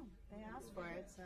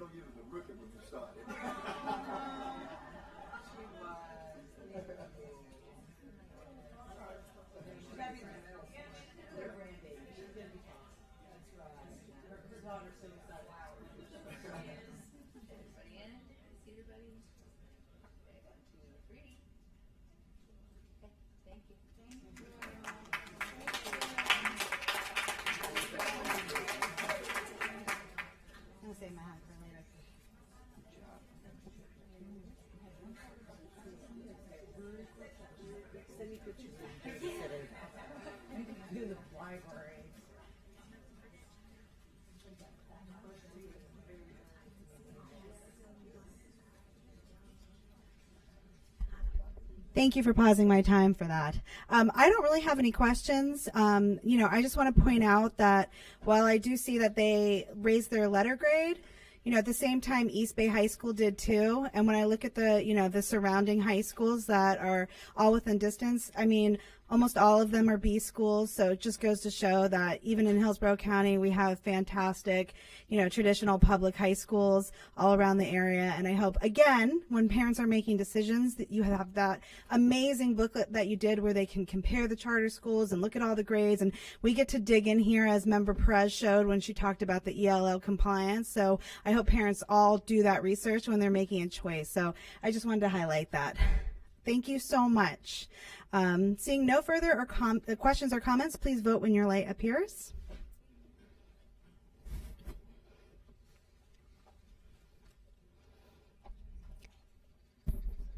And the motion passes unanimously. And now we will go on to 601, our budget amendments for the period ending November 30th, 2024 and December 31st, 2024. Susan Garcia, General Manager of our budget, will highlight this item. Madam Chair, just before Ms. Garcia highlights the budget amendment, I did want to take an opportunity to announce our new Chief Financial Officer, our new CFO, and that is Mr. Jamie Lewis. Welcome. Welcome. Been in the seat for 1 week now. Just in time for some fun. Yes, yeah. We're already seeing some of the impact and what Jamie is bringing to the team, and very excited to have him on board. So this will be the last budget amendment that Ms. Garcia does, because Mr. Lewis will take them from here on out. So I'm going to pass this over to Ms. Garcia. Good evening, board members, Superintendent Ayers.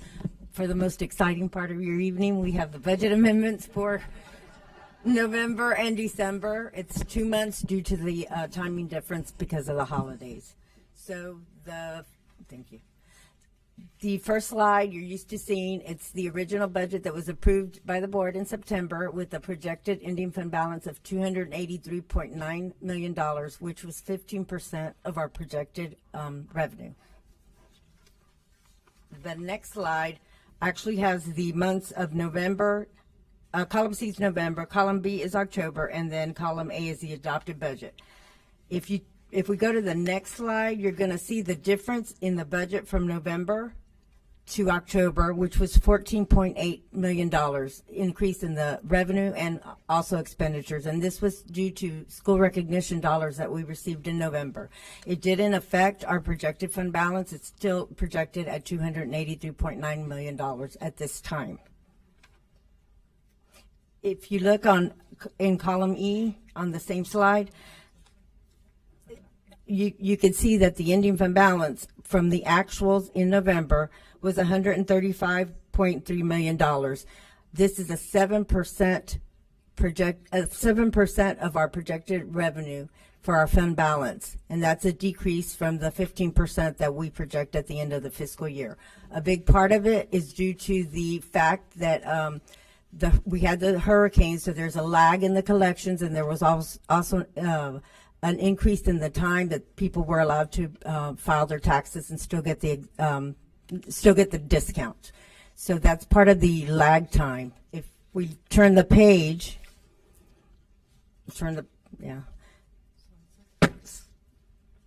Yes, if we go to on this slide, you're going to see that in the month of December, there were no changes to the budget from the month of November. But if you look at the column E, you're going to see that the ending fund balance for December was $390 million, and that's a big increase from the previous month, 21% of our projected revenue. One of the reasons is we started collecting more of our property tax dollars. It was still down. The percentage is still down from our previous fiscal year. It was down about 34.6%, and that all has to do with the hurricanes, and that's why it's so important to have a good fund balance, because it was able to carry us through these months without any having to borrow money, which we have had to do before. The next slide, okay, the first on your left-hand side, you're going to see that the ending fund balance projected is $283.9 million, which again has not changed as of now, and that's 15% of our projected revenue. In November, you're going to see again, and I reiterate, our projected our fund balance at the end of November was $135 million, which is 7%. If we go to this last slide, you're going to see the two, November and December, side by side. So in November, we had a 7% ending fund balance, and in December we had $390 million ending fund balance, and that's a 21% of our projected revenue. So you can see it's starting to catch up, but as of the end of December, it hasn't caught up to what we totally had, the percentage amount we had collected the previous year. I believe in the month of January you're going to finally see it start really catching up, but I just had to point that out because that is why it's so important to have a good fund balance. Thank you. Thank you, Ms. Garcia. I need a motion and a second to approve this item. I have a motion by Member Perez and a second by Member Combs. Member Gray and I pull this item. Member Gray, do you have a question or a comment? Yes, thank you, Ms. Garcia, and welcome, Jamie Lewis.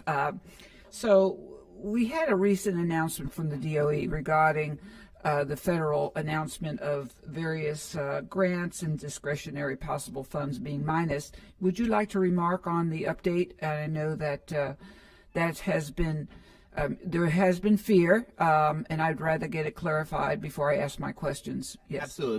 We can. I'll have because this actually the update came probably 30-40 minutes before we walked into the boardroom. So Tracy Brown has that update. So Ms. Brown.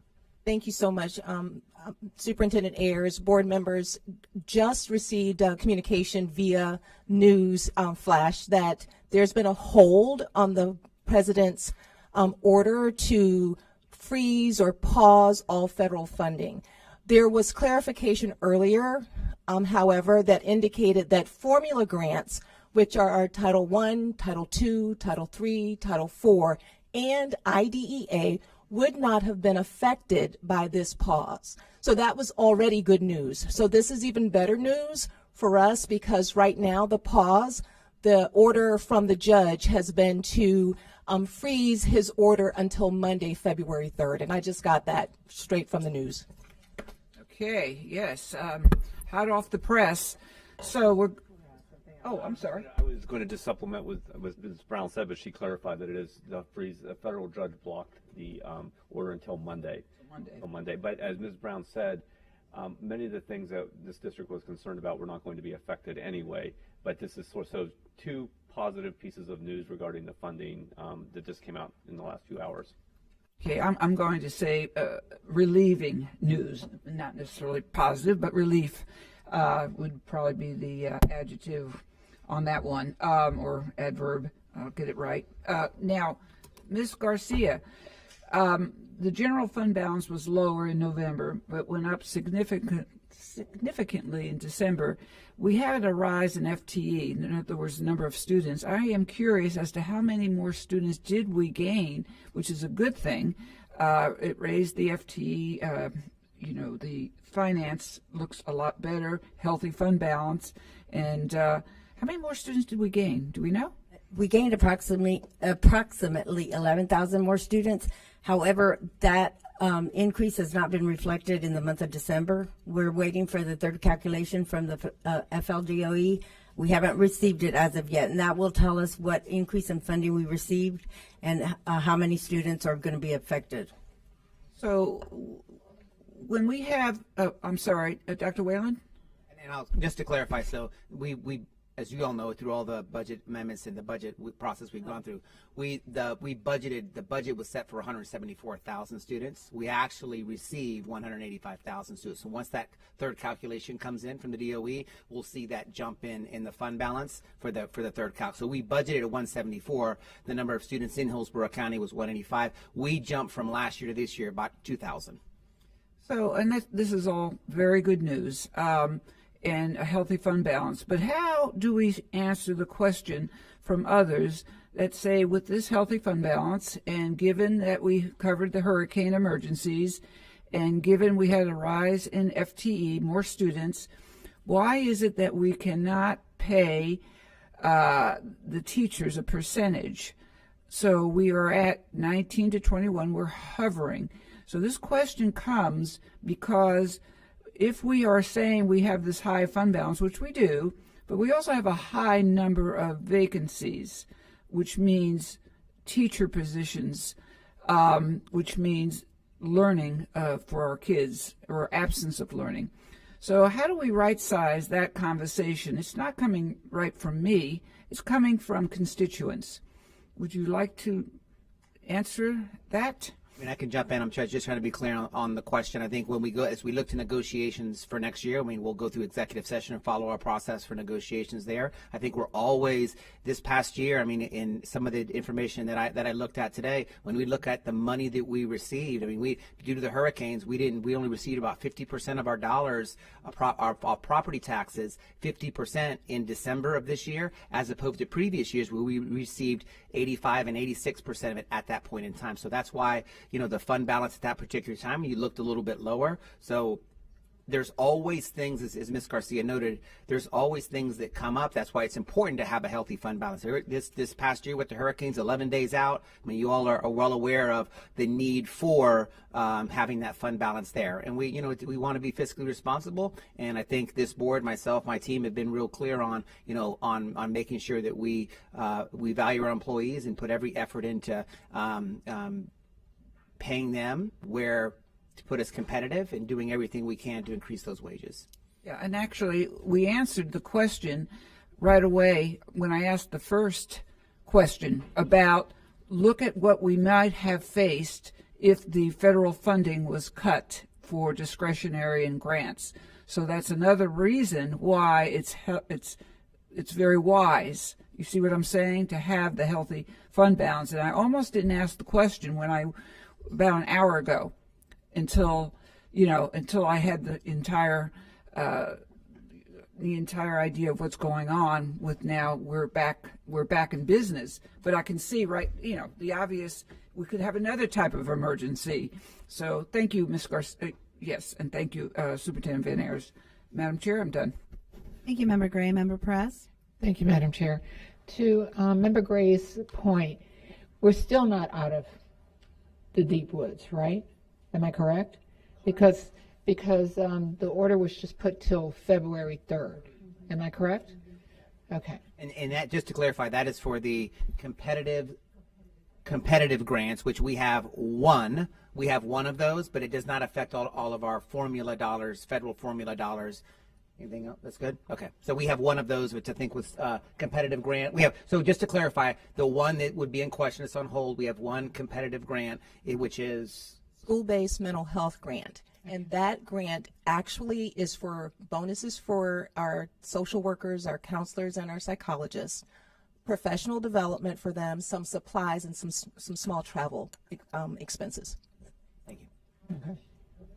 How much is that? I think it's a little less than $1 million per year for 3 years. Okay. And also, going back to the student, our student count, can you repeat that number again?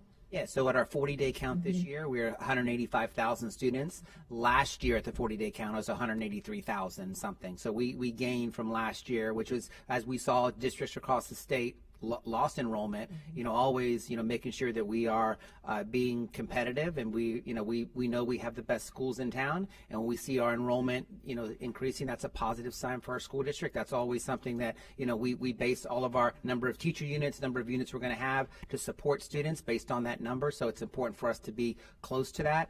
But the 174,000 that Ms. Garcia mentioned, that's what the budget was based on. So now that we've got the 185, when that third count comes out, it'll fix up for that 11,000 difference. So my question is, we just spoke about the charter schools. We have charter schools that close their doors, and we have students. How do we go and try to get those students back to Hillsborough County schools, especially when it's a significant number of students?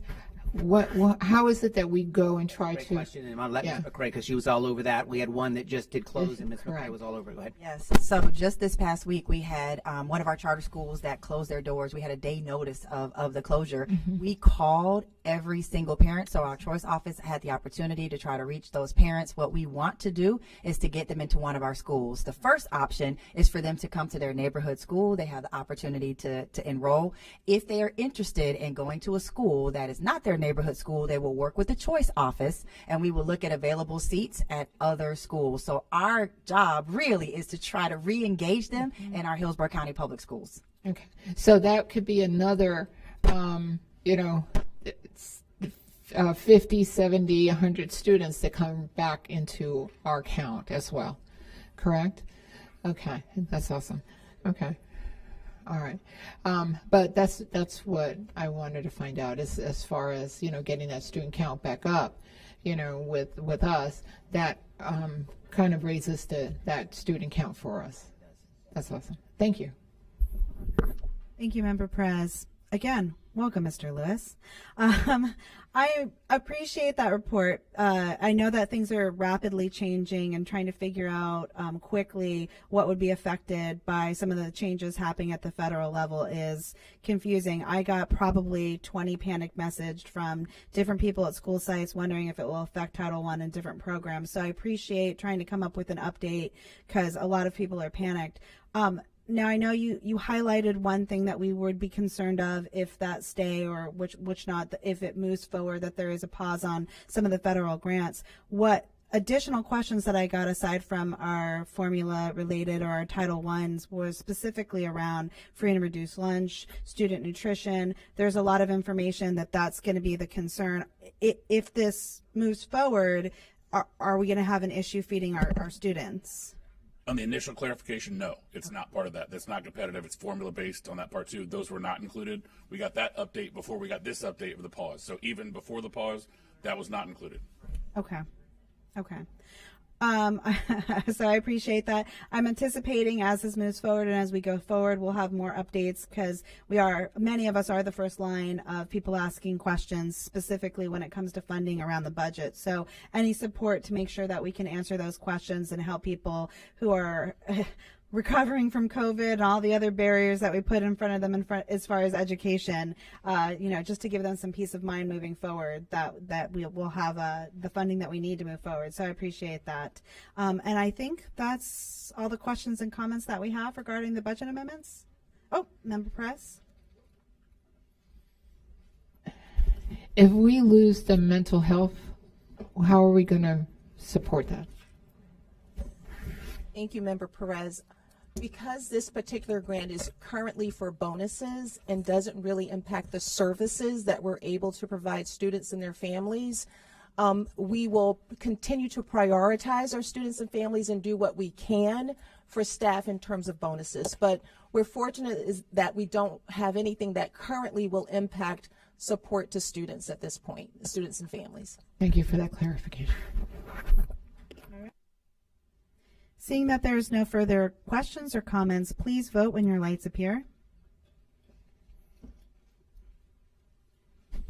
And the motion passes unanimously. Next, we go on to 710, invitation to bid welding and fabrication services. Superintendent Ayers will highlight this item. Thank you, Chair Vaughn. So this invitation to bid provides the district with a vendor for services related to welding and fabrication services on an as-needed district basis district-wide. This ITB provides the maintenance departments with additional resources when HCPS is unable to make repairs or replacement, which requires certified technicians to perform. This ITB provides welding and fabrication services to be performed at the vendor's workshop or on the school site, depending on the repair or fabrication service required. To provide a service which can be performed after hours, evenings, and weekends that will not affect student learning. So that is item 710. And of course, Mr. Farkas is here if you have any additional questions regarding 710. Thank you. I need a motion and a second to approve item C710. I have a motion by Member Rendon and a second by Member Gray. Member Combs, you pulled this item. Do you have any questions or comments? Yes, thank you, Chair Vaughn. I mean, my biggest question is whenever I see a new agenda item or I see something that I haven't seen in the last few years, this really kind of struck me, right? When I said this when we had the overview, because looks like we're short of welders, right? I look at Hillsborough County as it's like the size of some cities, right? I mean, the amount of students, we're the 7th largest district in the country. We're probably bigger than some cities throughout the country. So the more that we can keep things internally, right? I think of the more that we can have. We had 4 welders, you said, and now there's a shortage of finding welders. So I'm just trying to find out what the issue is and how we can resolve this. And we've talked about this a couple times. You bet. And I appreciate the conversation because it pushes us to have those conversations as to why we went from 4 to 2. We have 3 levels of welders in Hillsborough County. And I'll just start with starting salaries because obviously those go up. The starting salary for a welder 1 is about $17.58 an hour. A welder 2 is $17.93. And a welder 3 is $18.29. Those are the starting salaries, step 1 of a welder, because they have requirements to go with that. So the 2 welders we have on staff, we used to have 4, we've got 2 left. One that's been here for 17 years, that's a welder 3, and one that's been here for 18 years has been a welder 3. That's all we have. We've advertised it numerous times, but the question is, why is it? Is they don't want to work here? Well, no, that's not the case. So we reached out to 2 or 3 different welding companies that didn't bid on this project just to get some real prices. So I'll just give you the average of what we found from 2 different fabricating and welding departments. To be a helper, which means that you'd have no certifications as a welder at the local welding, starts at $55 an hour. To be an apprentice, which means you've taken classes but haven't passed the test, is $65 an hour. To be a journeyman welder, which means you've actually passed the test and been through there, is $85 an hour. And then if you have the ability to your CDL to drive the truck, it's $125 an hour for this. And we checked that with a couple different sources of local vendors. So our challenge is we're paying $18 an hour and they're starting at $55. It is a big time. It's literally 3 times. So we've advertised it, and it's just one of those challenging things. I agree with you 100%. I would much rather have a Hillsborough County person working on our project. They have pride in our school, the great workforce working for Mr. Moore and in the maintenance department, but it's a challenge. And that's exactly why we had to go out for it. Now, it's a not to exceed, so we hope to not spend that much money, and all the work will go to our welders first. But if there's a need to do that, making sure schools have the support they need, and if we need welding for repairs, is a big part of that. So that's why we had to go out. So we appreciate the push. We thought that was the case. When we did the research, we found that they're paying literally 3 times as much in the private market here in Tampa. And what about taking that $250,000 and then giving a higher salary or increase? That way we have somebody available at all times. Because I think about my 55 schools, right? I'm sure they don't. Some days they might need some welding, some days they might not. But looking at having someone who's on staff all the time that can do anything, I mean, even if you're paying them $100,000, is going to be, I would think, would be more, fiscally responsible than outsourcing it. And there's a couple areas. You're right. I agree with you 100%. I think you're right. I think HVAC specialists, I think welding, I think that some of our water testing specialists that we have there, we outsource that at a cost that and it's great having Dr. Patton here from the outside to kind of look at what those are, to say, hey, are we really spending our money the best way to do that part too? Obviously, there's unintended consequences of hiring, having one person that's much higher than the others. But to answer your question, yes, I do believe that it's smarter for us to pay a welder $80,000 a year than to pay an outside welding firm $150,000 a year, because they're making money on it. They're not doing it, to do charitable work. So I would much rather have our person train them and do that part of it too. And I think there's a few specialty areas in maintenance where that's going to be an important part to do that. So we will make sure that we do that kind of fiscal analysis and we bring back to the board what that looks like as to if it's worth it for us to do that. Because I do believe it's worth having a welder 5 that makes, and it may not be $55 an hour, but it's closer to that, because we do have some things that other places don't have with the vacations and the benefits and the support and the culture and the things that we have. I think we've got some benefits over there, but yeah, it's hard to compete with 3 times the money right now. Yeah, and I think what I would like to request is for us to really look at all the different projects that they're working on, look at that at the end of the year and say, hey, we're better off having, hiring welders and paying $80,000 and being able to have them accessible at all times, because it's like often we're just, continuing to get outside, contractors. And as we know, that might be the price that they come in this year. Next year, it could be a lot more. And then they can charge us whatever they want for a project that might be really simple, that we have a welder that just can go, that we have in-house can do it no problem. They could charge us like $1,000. Just yesterday, somebody was telling me the price bidding for some basketball courts, and I was like, that's just amazing. That's just insane. So making sure that we can keep things as close to possible. I mean, I'm not going to support this today because I just fundamentally don't agree with it, but I would like to see the analysis for the future and look at that, because I do think that in-house, $250,000, we can do a lot better. Thank you. Thank you, Member Combs. Member Rendon? Thank you, Madam Chair. I do have one quick question. Even though we know that we can't right now accommodate the cost of an actual welder on site, why have we not, I mean, I get the fact that we just put an RFP out there, but is there any possibility that we do some recruitment for local vendors, at least for those jobs, instead of, California? We don't have anybody even close to the state, right? We have Winter Haven, and then we have Indianapolis, and we've got California. Is there not a reason why in Hillsborough County we didn't at least work with some of our local companies? We did. We reached out to 13 different local companies, 13 companies, I should say. They were all local. And of those 3, even the Indianapolis one didn't have a responsive bid. So it was really only 2 bids if you look through the bid packet. And the D&J Concrete was one that was almost twice as expensive in some of those areas to do that. So the Davidson Fabrication from Winter Haven is the only one that's even competitive compared to that. So why is that the case? I think it's the same reason that you guys have been so pro workforce development and doing the welding programs. The money is so good out there that I think that it's very hard. It's not, especially in construction right now, there is not as big a need to go chase that work, is the honest answer. That may be different when the economy changes, but right now, trying to find the right people to do that work is a challenge for us to do that. Back to the original question or the previous question, that's why we need to find people that can do it internally, that are going to understand the benefits and have welders on our staff, because that's a better way to approach it than having to go to outside people. Thank you.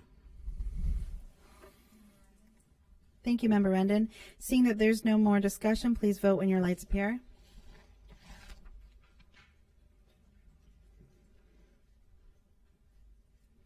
And the motion passes with myself and Member Combs voting no. We will now move on to 711, request for proposal for the district vehicle purchases to include White Fleet Replacement Plan vehicles. Superintendent Ayers will highlight this item. Thank you, Madam Chair. So on May 7th of 2024, this board approved the White Fleet Vehicle Replacement Plan to purchase district vehicles. Some of the vehicles the district needs to purchase is not available on the approved state contract. This RFP allows us to purchase needed vehicles from the list of approved vendors. This service will help transportation services to request quotes and purchase vehicles of the best value to the district in a timely manner to respond to the district's daily maintenance, student nutritional needs, safety, security, and operational needs. Madam Chair, that is 711, and Mr. Farkas again is here if you have any additional questions. Thank you. I need a motion and a second to approve C711.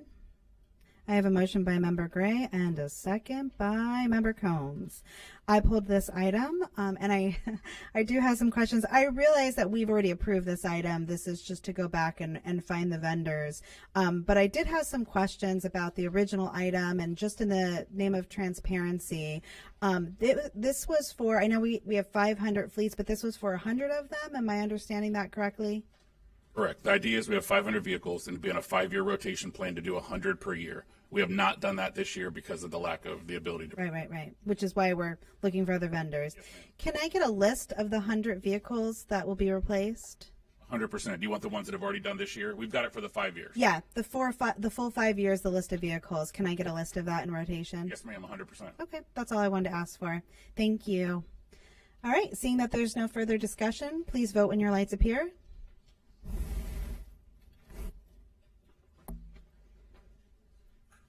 And the motion passes unanimously. Do we have time for Superintendent Ayers, or do we want to go to employee comment? I don't think we have any. No employee comment? Employee comment tonight. Okay. Then we will move on to Superintendent's comments. Mr. Superintendent. Thank you, Madam Chair. So we'll move into our superintendent's updates for this evening. Do have this will be a rather lengthy update, as I do have 2 suspended agenda items that we're going to kind of go through, which we kind of teased up earlier around our PM2 data. I know it's important to the board. This is PM2. This is, here we are up to January. That leads up to the May final PM3 testing. This kind of gives us an indication of where we are. So Colleen and her team are here. We'll be able to kind of move through some of that. I also have a focus update where we are now with focus. But we're going to start with Team Smile with the Tampa Bay Rays. And I got a call from Ms. Rendon about the Team Smile event, and a lot of our folks were over there and able to make it. But on Friday, I joined the Tampa Bay Rays for Team Smile at Feeding Tampa Bay. Team Smile is the nation's premier advocacy group that partners oral health professionals with professional athletic organizations to provide life-changing dental care to underserved children in our communities. And this experience, children receive free oral health care education screening, and treatment. They served that day 240 students from our 4 schools, Palm River, Wimauma, Gibsonton, and Dowdell. And while waiting for the dental care, students enjoyed entertainment from mascots, cheerleaders, DJ, face painters. I just want to thanks to the Tampa Bay Rays and then United Concordia Dental for providing this opportunity for students. Ms. Rennan, thank you for letting me know to get over there. I made it over there, and it was quite because pretty much it was nothing like anything I expected. You know, you go to expecting to go to a dental schools, but the excitement that was there was pretty neat to see. And this is the first year we've had it in Hillsborough. It had been in Pinellas for a number of years, but due to the situation with the trop, they came over here. We took advantage of it, and 240 students got to take part of it. So it was a really cool thing. One, congratulations, and you guys see this award, this award yearly. I just want to highlight our Magnet Schools of America, our award winners. I want to congratulate. We have 18 of our Magnet Schools, 18 of them who were recognized as 2025 National Merit Award winners. Special thanks to the congrats to the following. 2 of our schools received the very top honors as Magnet Schools of Excellence, and that's up there. You can see Orange Grove Middle Magnet and Walker Middle Magnet. Those were the 2 top honors for Magnet School of Excellence, so congratulations to those schools. And the next step, the Magnet School of Excellence Award, you can see our 4 schools, Lincoln, McFarland, Moeller, and that was here earlier, and Shore Elementary Magnet. They received Magnet Schools of Excellence Award. This is a big deal for our schools to receive these awards, so it's congratulations to those 4. And we did have the next step down from there is the Magnet Schools of Distinction, and they are all listed off there. So congratulations. In the end, it was 18 of our schools being recognized as 2025 National Merit Award winners. So congratulations excuse me, to each of our schools that received a particular either Magnet School of Excellence or distinction. So last Thursday, we celebrated our Excellence in Education Awards and celebrated our stellar employees at the 2025 Excellence in Education Awards at the Straz. The 2025 Teacher of the Year is Henry Bryson, and Henry is an ACE history teacher at Leto High School. So a little bit about Henry. He has over 13 years with Hillsborough County Public Schools. He has achieved a 100% ACE Global Perspective pass rate, contributed to educational resources as a writer and editor for AP World History, Ways of the World, and as a content creator for AP Daily. Driven by commitment to his students and colleagues at Leto High School, Mr. Bryson describes Leto students, and this is the part really describes Leto students as the kindest and hardest working people he knows, and considers it an honor to be their teacher. So congratulations to Henry, our 2025 Teacher of the Year. And then we had our Instructional Support Employee of the Year, and that was Bonnie Walters, who's Secretary for Tampa Palms. A little bit about Bonnie. Bonnie has dedicated 27 years to HCPS, beginning as a one-on-one aide in an ESE classroom before serving as a clinic aide, Secretary 1, and Principal Secretary since 2012. For over a decade, Bonnie has coordinated the school's Heartfelt program, partnering with a local church to provide food for students in need. Her passion for her job and the school community keeps her inspired every day. So congratulations to Bonnie. And then finally, we had our Ida S. Baker Educator of the Year, and that was Antonia McCrae. She is Success Coach at Freedom. She has served Hillsborough County for over 8 years, dedicating her career to freedom. Starting as a math teacher, she now excels as a student success coach, guiding students toward their academic goals. Passionate about empowering students to achieve graduation success, she embraces every opportunity to make a lasting impact.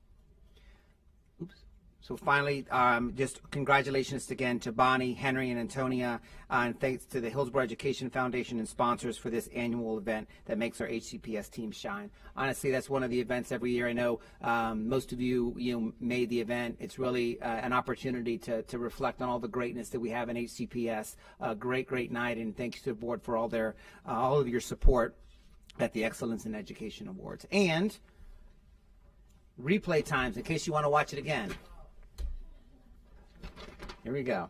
So Thursday, it'll be on at 7. So this is going to be on, let's say, replay times for the 2025 HEF Excellence in Education Awards on Hillsborough Schools Television, or Spectrum Cable 635 and Frontier Cable Channel 32. So it'll be on Thursday at 7, this Thursday at 7, this Friday at 8, and then Saturday at 8, and Sunday at 8 p.m. And then, of course, in addition to that, the entire award ceremony is available to watch on demand at our Hillsborough Schools TV. So those it's the availability to watch our Excellence in Education Awards again. So thank you again, board members, for a great night, great evening. That being said, we're going to move to suspended agenda. And like I mentioned earlier, we're going to do a pretty extensive reading update around PM2. So we'll take some time for Ms. Fawcett and her team to kind of move through suspended agenda. There you go. And then following that, we'll move into a focus update, just kind of where we are with the implementation of focus for the 25-26 school year. So without further ado, Ms. Fawcett. Thank you, Superintendent Ayers. I feel like we've already had the literacy update tonight, but we'll go ahead and get started. So good evening, board members. Certainly the fall semester tested our resilience, not only in Hillsborough County, but across Florida. And with disruptions in learning due to those unforeseen challenges, our start of the year was quite choppy. However, our district is stronger together, and we remain steadfast in ensuring that our literacy initiatives stayed on track, regardless of what Mother Nature threw our way. Literacy is the foundation of student success, and that's why we've launched Hillsborough Reads Rise in 5, a district-wide initiative aimed at raising awareness and driving progress toward one of our core strategic goals, literacy for all. So through collaboration and shared commitment, we are reinforcing the importance of literacy and providing the support necessary for every student to thrive. So in the spring of 23, as we know, Hillsborough County Public Schools took a significant step toward literacy instruction by implementing the Science of Reading strategies district-wide. This initiative ensures that all kindergarten, first, second grade students receive that explicit, systematic instruction through the UFly Foundation's program, equipping our youngest learners with the tools they need to be confident, proficient readers. And to further engage families and caregivers as essential partners in literacy, my literacy team introduced UFly take-home kits for students. So these quarterly kits serve as a vital bridge between classroom learning and home practice, equipping families with the tools needed to reinforce literacy skills beyond the school day. We can't do it alone. By empowering caregivers with structured support, we are fostering a shared commitment to student success, ensuring every child becomes that confident reader.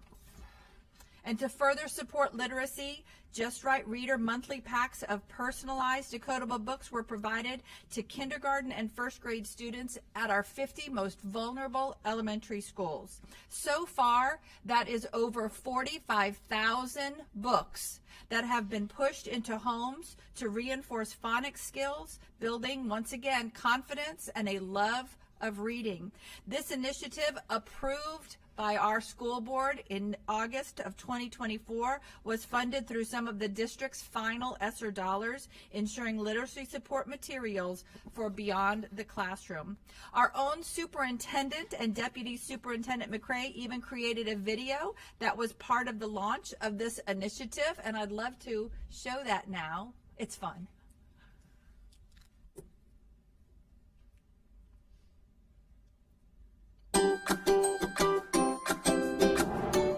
Hello families, I'm Superintendent Van Ayers. Literacy is a top priority in Hillsborough County Public Schools.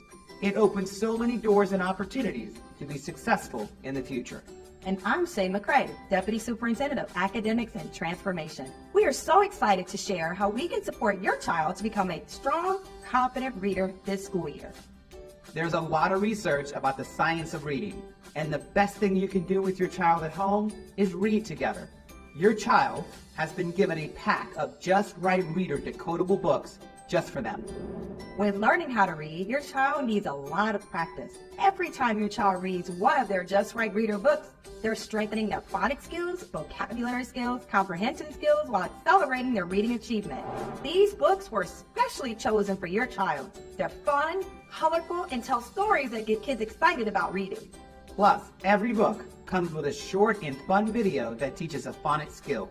Just scan the QR code on the back of the book to watch the video in English or Spanish. Have your child keep their Just Right Reader backpack full of books and bring the power of reading everywhere they go. Every bit of reading counts. We can't wait to hear about your child's favorite books. Happy reading.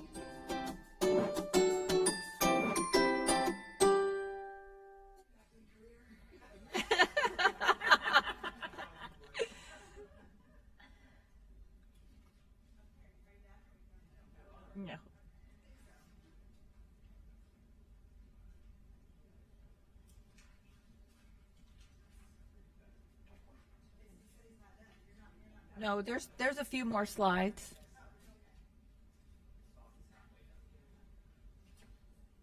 Yes, exactly halfway done. Okay, there you go.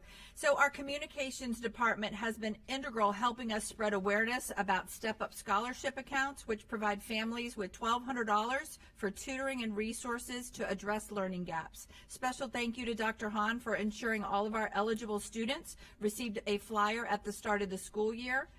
Thanks through the New Worlds Reading Initiative, qualifying VPK through 5th grade students receive a free book mailed to them throughout their elementary years. And Ms. Rendon will make sure that we get that communication going again to make sure our families are aware of that. This initiative, along with the parent engagement presentations, has been instrumental in fostering literacy at home. And these strategies, combined with dedicated teaching every day, have led to measurable student success. So our kindergarten and first grade students are assessed using DIBELS multiple times a year. The data on this slide is from the fall, and students are currently in their mid-year assessment window. More of our kindergarten and first grade students are performing proficient compared to last year's students. However, you know I like to track cohorts of students. Last year, 44% of our kindergarten students were proficient on their initial DIBELS assessment. Now that group of students are in first grade, and at the beginning of the year, 57% of the students were proficient. That is a direct result of our systematic instruction of phonics implementation through the UFly program. This early success confirms the impact of our structured literacy approach, and we remain committed to our ultimate goal, ensuring all students achieve proficiency by the end of third grade. So the official PM2 window for the state of Florida actually doesn't close until this Friday. And I can't believe I'm saying this sentence, but it was extended due to snow in the Panhandle. After Hurricane Milton, we prioritized completing the PM2 assessments before winter break to avoid any further disruptions in January. This decision ensures students and teachers have uninterrupted instruction from now until PM3 in May, maximizing the learning time. We were at about 90% finished of our students before they went to winter break. The students that weren't able to get those done still had that opportunity when we came back in January. And then for any new students that have enrolled, we've wanted to get that data on them as well. So they have been also taking that and actually have until this Friday. Of note, upper elementary proficiency levels have remained fairly stable compared to last year's PM2 results, even with the earlier testing window and 11 days of lost instructional time. And while the cohorts continue to improve each year, we've been closely monitoring our current 5th graders. They are our COVID kindergartners who missed key early learning experiences. The good news, they are performing very well, demonstrating resilience and growth despite early challenges. Now, at the middle and the high school levels, we recognize the need for daily content-aligned instruction that meets the full depth and breadth of the state benchmarks. To support this, our team has prioritized enhanced curriculum resources and ongoing professional learning for teachers and administrators. Thank you to the board again for approving the purchase of the book libraries to accompany our Language Live program. And as we implement multiple curricular initiatives, we remain focused on the impact on student achievement. Look across the table to compare one group of students to another, and we can see across the board in our secondary grade levels, groups from one year to the next are performing better each year. Track students down the diagonal to see performance of a cohort of students. A major celebration. Every student cohort is maintaining or improving proficiency levels compared to the prior year. And this shows that our students are not only sustaining their past success, but making steady gains in their reading skills. So early literacy is a key. Third grade proficiency is a critical predictor of high school graduation. Our middle and high schools are actively closing gaps to ensure every student earns their diploma. And these slides highlight our progress.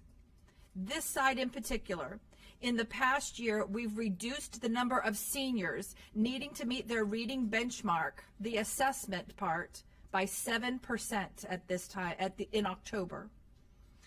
Moving more students towards graduation success is our priority. So in closing, this week is Celebrate Literacy Week across the state of Florida, and my team and I invite everyone to get involved. Join the My On Reading Challenge this month, featuring a curated collection of books celebrating Black History Month. Compete in the Read to the Final Four, sponsored by the Helios Education Foundation.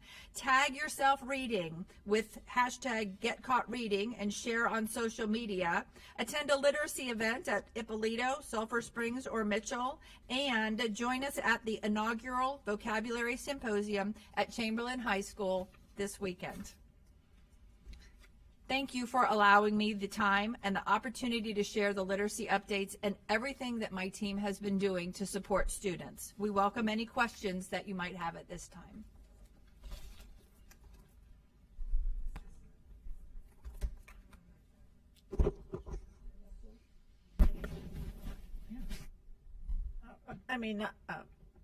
Member Gray, was up there? That was her closing Oh, okay. comments. I'm sorry. No, I just wanted to say congratulations. These are very encouraging scores, to say the least. We're making great strides, and I'm a believer around literacy. A strong start is a strong finish, and I think we're going to eventually follow these students, as I've talked to you all about, and see that actually happen as we follow them from kindergarten all the way to 12th grade. I mean, we've never had an opportunity like this. So, I'm going to geek out on data. It's going to be so awesome. Even after I leave the board, I'm going to be like, I need the data. Because it's really going to be exciting to see the impact of everything you're doing. You've really tackled this challenge with a strategic approach that includes instruction and data and data-driven instruction, assessment, and obviously what's close to my heart and I believe is a game changer, and there's data to back that, distribution of books. The more books kids have in their home, the stronger readers they are, the more of a love for reading they have for a lifetime. So that's what really, for me is a game changer for young kids. And so many kids don't have books in their home, and we don't realize that because so many of us were fortunate to grow up with books surrounding us. So, I think also that to see this increase in the 5th grade, looking at the 5th grade scores and knowing that, those kids went through COVID and seeing that, the scores increase so much, so drastically is just, being on this board during COVID, it makes me realize we made the right decisions as board members to keep kids in schools. And the state made the right decision in keeping kids in schools, because when we look at student scores from around the country where kids were kept out of schools for sometimes up to 2 years in and out of schools, they may never recover.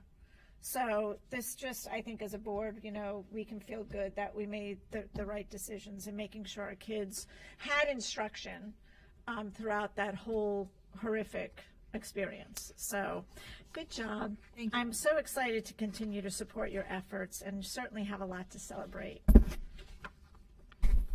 Thank you, Dr. Hahn, for those comments. So we're going to continue now. We had two updates. We had a reading suspended agenda update, and now focus was added to suspended agenda. We have an update there as well. Dr. Whalen? Thank you, board members. As part of our suspended agenda update related to the Focus Student Information System implementation, I will review the milestones met, upcoming priorities, and risk mitigations. And I also wanted to thank, I don't know that Rob is still here, but I believe Val is still here, to thank the HCTH HCTA leadership team for allowing us to provide a demonstration and receive feedback from them during the monthly Rep Council meeting that was held on the 9th of January. So as I shared with you at our December 17th board meeting, we've completed our first round of specialty group meetings with the focus team members and district and site-based personnel. This is the same rollout plan that shows our progress and next steps and where we're going to in February, March, April, and May, continuing through.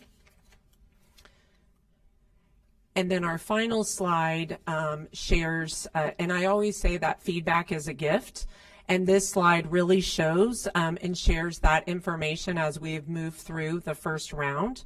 And it celebrates where our short-term successes have been so far in the month that we've been working on this project, and also outlines our continued opportunities to ensure that our users feel confident and informed regarding the system configuration and user acceptance testing plans. And we will continue to provide this update to you as you have requested on the suspended agenda on a monthly basis for you to have those updates. So I am happy, at any point in time, and any of the team members working on this to answer any questions that you would have, or to discuss our progress, or even to have you drop into one of our group meetings. And as we're moving through the process for any of these months, I can send that information to you. We really appreciate the leadership at Irwin letting us be able to be there and utilize their space to have those ongoing meetings at a central location. And I really appreciate the focus team as well in supporting us on all of this. Okay, Mr. Thank you, Dr. Whalen. I just have one other comment. Yeah, just 2 questions. Absolutely. Member Rendon? Yeah, so I had a question on the SIS implementation. You don't have it as complete when it comes to round 2. And I do know for a fact that there was a difficulty with getting grades in, and teachers having to redo grades multiple times, having to update. Students were not being shown as being part of their being part of the class. So you don't have complete here. So we're still in progress on round 2?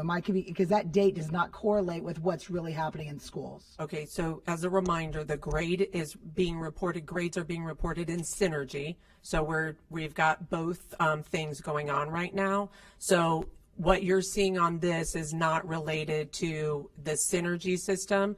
There were some challenges around grade import, from my understanding, and we did allow an extra day. That seemed to be the secondary area where that extra day was needed and that's in Synergy right now for report card grade reporting.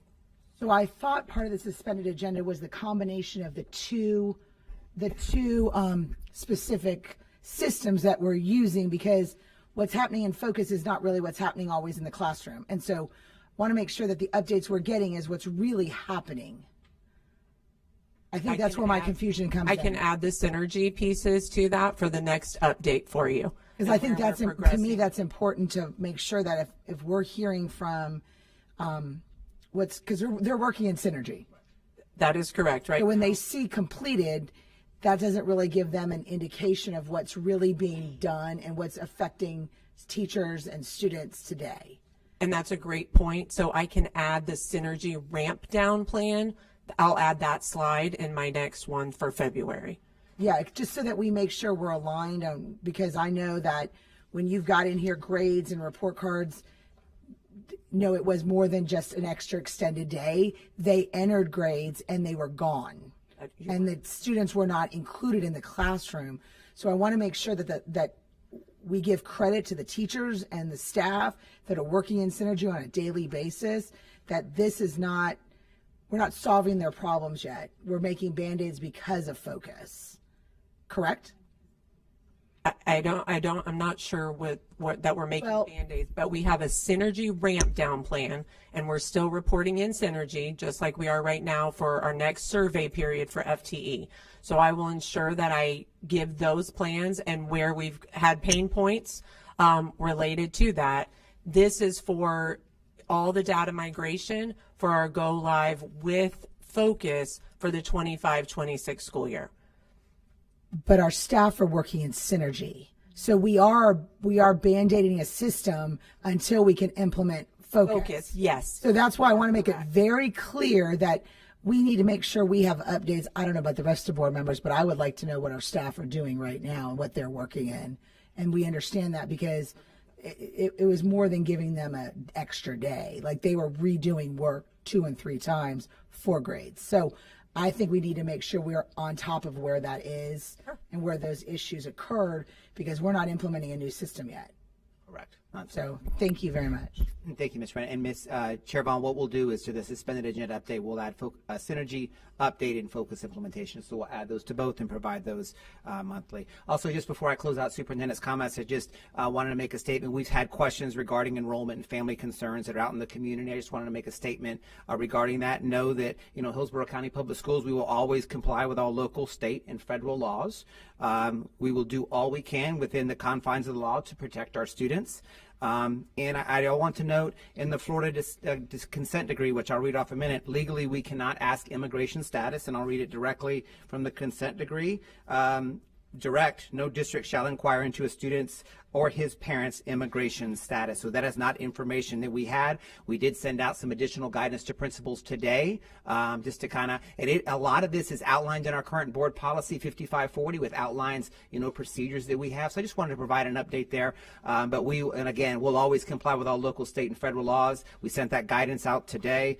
We do all we can to protect our students. So, Madam Chair, those are my superintendent's updates. Thank you, Superintendent Ayers. I appreciate it. We'll now move on to board comments. Board members, just a reminder, you'll have 5 minutes each to speak with 30 seconds for final thoughts. And our first board member up is Member Gray. I won't take it personally. Everyone's leaving. That's okay. Yeah. To piggyback on Superintendent Van Ayers, we have 18,000 immigrants, and there are very much, we have a lot of concerns, and the Haitian Creole make up 1/5 of our student population. The Hispanic make up almost 40% of our population. So I hope and I know and I'm confident that you will give continual communications, the legal parameters as you just did. And board members, we may have to look at policy adjustments 5540, but we are getting hit with a lot of the worries and the fear, as I'm sure you have and your staff. So having that in mind, that and I don't see Tanya Aja here, but the continual communication.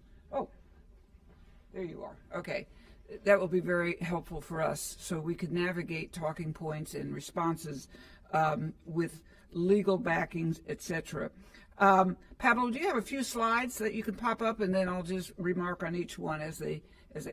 So the Black History Brain Bowl. This will be the 9th annual. Member Shake Washington, myself, we're a big supporter of Black history. We have Allison Edgecombe has over, I think, 49 Thurgood Marshall clubs who will be there, as well as Dr. Andrea Beverly, who will have maybe up to 200 schools participate. So we do need volunteers, and the big finale is on February 22nd, 2025 at Middleton High School, and volunteers, again, are needed. So I'll have my secretary and Member Washington also, we need to put that out there that we need volunteers. And I thank our chair of the African American Task Force, Ursula Odom, for also supporting this wonderful competition. And thank you, board members, for coming. I know you came last year, and Superintendent Van Ayers, we have to race. We do the 15K in the morning, so it will be a full day. But I know that our board members also came. Next slide. Oh, okay. Well, the student online safety. Go back. Pablo, go back or go front. Yeah, there you are. Student online safety. We had a very good showing considering, an evening event at ADEM. And I want to thank Principal Scott Weaver and our wonderful panel, Kate Popa from No More Foundation, Betsy Moriarty from FBI, Sergeant Adam Daniels, new on the panel from the Hillsborough County Sheriff Office, Connie Rose from the Victim to Survivors, and Amy Marie, she's not here right now, from the Hillsborough County PTA, Amber Johannesson, First Priority, and our chair, Drucy Diaz. So our next one will be, as you can see, Turner Bartels, K through 8. We're going to start at 5:30, and board members, you're invited. It's it's between shocking, informative, but it does help the parents understand the nature of what their children are seeing on social media sites, everything from pornography, sextortion, grooming for human trafficking. It's very, very worrisome, but it's real, and we have to make and help our parents become aware.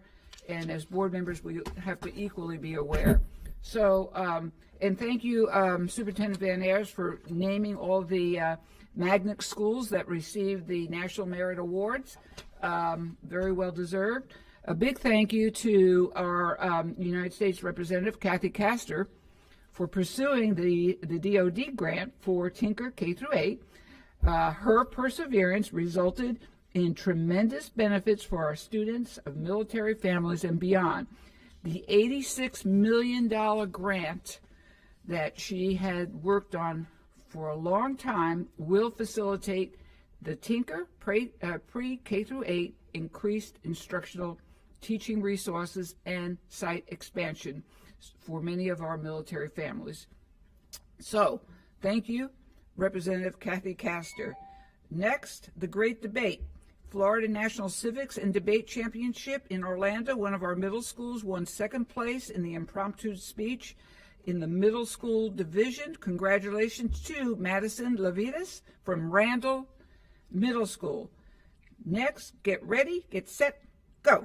April 12th, the Race for Education, the 5K. I gave you all watches last year. I'm sure you're just anxious to get going again, but that is also going to be an invite.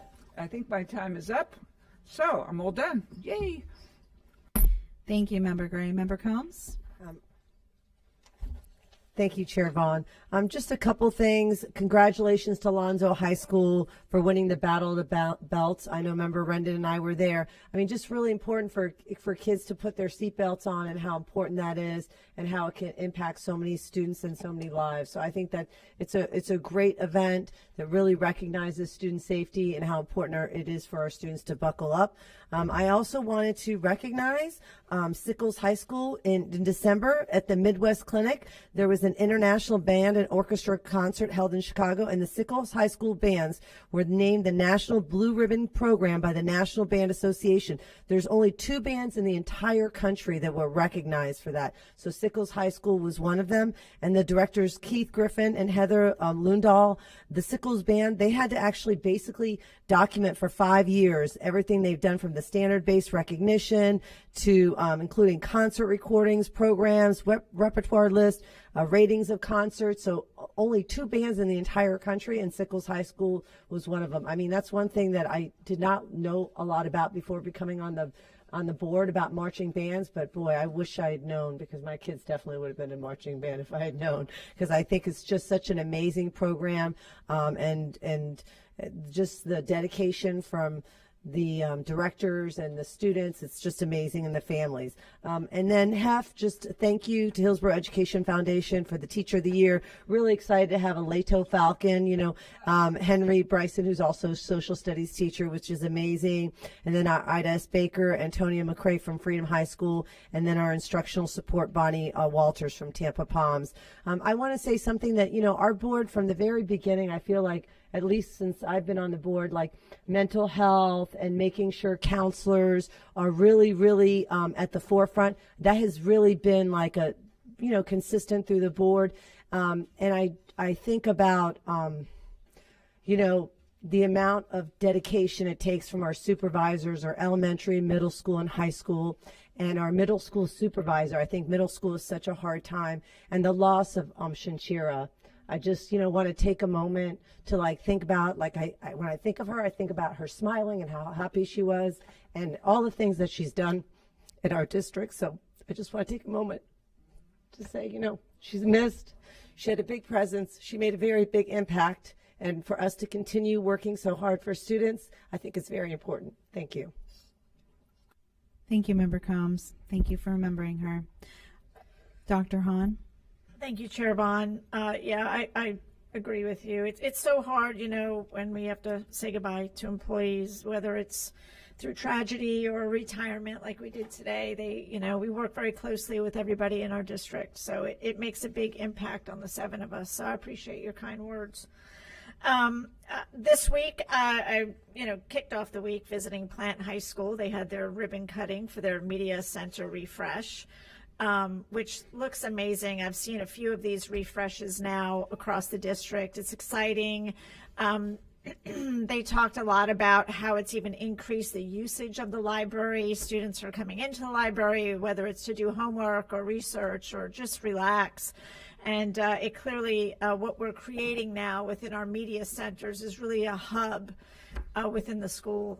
To me, it's the heart of the school, but that's my bias.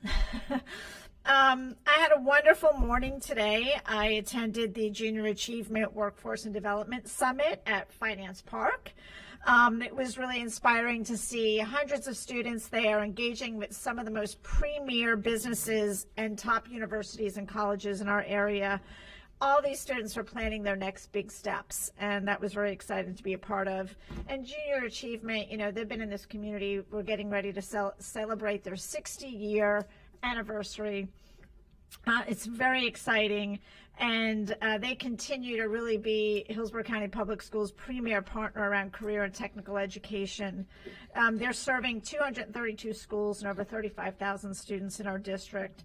And based on the turnout and the energy at the event today, it's clear they're making a huge impact in shaping the future of our next generation of leaders. So it was just a phenomenal event. I want to take this last few minutes just to congratulate our Excellence in Education Award winners. It was a really exciting evening. It's always a fun event, and I know our educators really appreciate it. I wish we could do it more often for them. They deserve it. I want to thank the Hillsborough Education Foundation for all of their support around this event, our sponsors, and our very own Anne-Marie Courtney for making it such a special evening. People get so dressed up for it, and they're proud, and their families are there, and their friends are there, and they're cheering them on. And their students share such heartwarming stories. It really, I think, resonates on certain levels with all of us when we hear about them talking about the impact that their teacher or their educator or support professionals have had on their education. And it's always a highlight, I know, for all of us. So thank you to everyone involved in that event. Congratulations to our award winners. All right, thank you. Thank you, Dr. Hahn. Member Endon? Yes, thank you, Madam Chair. There is so much going on in this district, and I just want to give a shout out really quickly to we've got our ESE games that are starting up this Friday at Jefferson High School with Dragon's Fury. Super excited partnership between Jefferson and Plan and what they're doing for our ESE students. On February 7th, we will also be out at Gaither High School for Gaither Stampede. And on February 28th, we'll be at Newsom High School for the Incredible Games. These are such a pivotal time in which some of our non-ESE students can really give back to their community and to their schools and putting these games on for our ESE students. And so I'm super excited on what we're seeing. We're doubling the numbers at Jefferson. We're increasing the numbers all over the county. And so I'm so very thankful for that. And our partnerships with other board members and with other members of the community. It's super fun time. Come out and join it with us. I want to thank the Rays for inviting Smiles. It was a tremendous event. Not only did they provide direct dental care, whether it's cleanings, cavity fillings, but dental exams, and if they couldn't perform it right then, they were able to connect them with a dentist that would be able to provide free dental services for their needed and their care afterwards, which to me was huge. I'm excited that they want to come back and partner with us again on a larger scale. So I do want to give a shout out to both Inviting Smiles and the Tampa Bay Rays. I want to give a shout out to our soccer teams that are moving into Western Conference and districts as they move forward, our basketball teams, our wrestling teams. It's a very exciting time for our sports events. We had Western Conference for our cheer. First place was Bloomingdale, second place Strawberry Crest, third Plant City. And our high school teams for cheer will be heading to states this weekend in Lakeland, both on Friday and Saturday. So we want to wish all of those teams a tremendous movement on that. And so that's pretty exciting. You know, I did some business tours with Future Career Academy in the last 2 weeks. And on Friday, I made the comment to our students, you've got 113 days left till your last day of school. What will your life be like? And so I want students out there to listen and take advantage of the different opportunities that our district has provided to you through Junior Achievement, through Future Career Academy, so many opportunities through entrepreneurship and opportunities to be invited and be with businesses, take advantage of applying for jobs. Your graduation is right around the corner. And so we are very thankful for these partners in our communities that are bringing this Connect Work directly to our students. And I think that's really important to see. So I want to thank our staff. This is the end of this semester and moving into semester 2, all that they have gone through with the hurricanes and so many other things dealing with Synergy. I just want to give a shout out to each and every one of you for the extra you have put in this semester. And as we move forward, we recognize the hard work you're doing and cannot thank you enough. We appreciate every day you show up, and we appreciate every single thing you do for our students. Thank you. Thank you, Member Rendon. Member Perez? Thank you. I didn't have the opportunity to join my fellow board members at the Excellence in Education Award because I was enjoying my brand new granddaughter. She came into this world Christmas Eve, and I had the opportunity to go and meet her. But I did have the opportunity to surprise Bonnie Walters and Miss McCrae during the surprise thing. So I was so excited to see that they were 2 of the winners. So I want to just send out congratulations to them. Superintendent Ayers, with our students here, what's happening, in our state, in our community, in our world. And when our students feel the tension in the air, it affects them mentally, emotionally. And, I just want to thank our mental health team. Who constantly take the temperature of our students' mental health and their emotional well-being. They're the stabilizing part, along with our teachers, of their day when our students hit that school. And I'm going to kind of tag on to Member Combs' statement about one of our dear counselors. I went by on Saturday, and the place was full. It was just, there was only standing room only in the place, and that speaks to who this person was. Shanshira Quinn, a visionary leader with a loving light. She was a staunch advocate, a lifelong learner, a champion for inclusion, and a comforting force for many, especially for our children. She was always willing to lend an ear, offer guidance, and celebrate the successes of others. And, when you remember Shanshira, you will undoubtedly smile, remembering her warm light, genuineness, kindness, and relentless fight to help others. She fought for our students, her fellow school counselors, for social justice, and for her family. And she admirably fought cancer for several years. And her loss has been deeply felt by many here in this community. So she will be very much missed. Thank you, Member Perez. Member Washington? Thank you, Madam Chair. I would like to have a moment of silence for Ms. Quinn, Madam Chair. Please bow your head. Please bow your head for a moment of silence.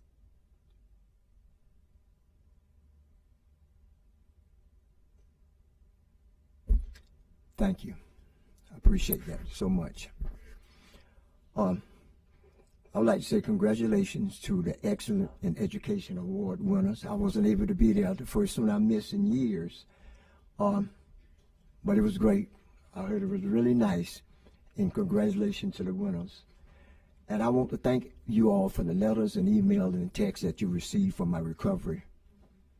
You know, you don't realize sometimes how life works when you don't have all working parts of your body. It makes it very difficult. And thank God mine is temporary. But then I thought about the people was permanent. That makes it real difficult in life. Food for thought. Education is a fundamental building block for a strong and prosperous nation, impacting economic growth, social development, and overall national well-being. Investing in education builds a nation by fostering a skillful workforce, promoting social cohesion, and empowering citizens to contribute to their community and the global economy of the world. Food for thought. Thank you, Madam Chair. Thank you, Member Washington. There have been some really moving comments from my fellow board members tonight, so I appreciate that. And to kind of echo what everyone's saying, I do want to highlight our Excellence in Education Awards. I never thought I would see Superintendent Ayers dance out to Beastie Boys Intergalactic in a spacesuit, which I got so many comments about. People really love that. And I was lucky enough to know a lot of the nominees in person, and that has just been such a special experience. And seeing the winners and even just how many nominees we had in my district and in my community, how that's affected the community. And still, you know, I walk down my street and at Tampa Palms Elementary, there's a thank you to Miss Bonnie, and there's been so much talk about it. To see how much impact that really has in the community has been really special. So thank you for that. I want to also talk about the white coat ceremony that myself and Member Gray, Member Rendon attended yesterday at Dunbar. That's spectacular to go and just see all the kids who, you know, get to step into their white coats. The programming was really great, and to learn how many of our JUST kids have gone there and how their scores have increased, you know, with that kind of focus and that magnet, and to see that impact was really great. It was a really nice way to spend a morning. Also, Jack Evans, I wanted to give you a shout out. I know you've only been covering us a few months, and I know you're moving on from here. So congratulations. We'll miss your, you know, the few articles that you were able to write about us, and, you know, wish you the best of luck in your new endeavors. It's important to cover what's happening in education. So thank you for making that a priority, even if it was for a small amount of time. Also, starting in February, as we've mentioned, we kick off Black History Month, and to speak to the Black Brain Bowl, my son was lucky enough for the first time to compete at middle school, and he slid into one of the 6 spots, and he'll be going on from Williams Middle School into the final competition on the 22nd, so he's incredibly excited about that. And I've been able to sit with him and really review a lot of the information and questions, and I've learned so much about Black history, but so much about Tampa's Williams Middle School. Yeah. So much about Tampa's Black history, which is really just amazing. We have such a rich history here, and learning about that has been really, really wonderful. So I'm super excited about that and all the Black history events that we have coming up. You know, you've always been so great, Owen, about giving us a heads up about that. So I'm hoping to be able to experience some of those events in person in February, because, you know, Black history is American history, as I point out over and over again. And just moving forward, you know, I always, regardless of what we've faced here on the board, have always put out a plea for our community to come together and to lead every decision that we make with kindness, inclusivity, you know, just really stronger together, wrapping our arms around and trying to make sure that we propel our kids towards, you know, having everything that they need, and that our community really comes together and is stronger together. So during this time when there's a lot of changes going on and division, I again plea for all of us in our community to come together and focus on what's good for all of our community. I'd like to close actually with a couple quotes that I pulled from previous presidents. One of them is, if we ever close our door to new Americans, our leadership in the world would be soon lost. And that's actually a quote from President Ronald Reagan. And I want to do an additional quote that says, it says something about our country that people around the world are willing to leave their homes and leave their families and risk everything to come to America.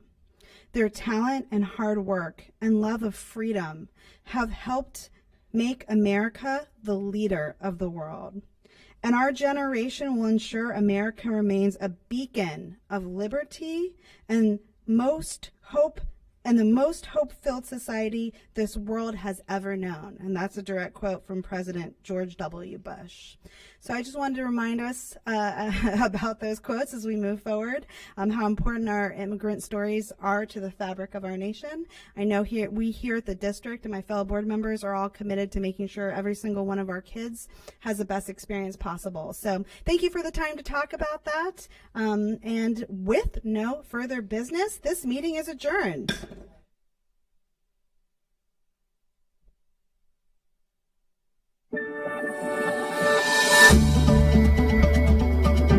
Thank you.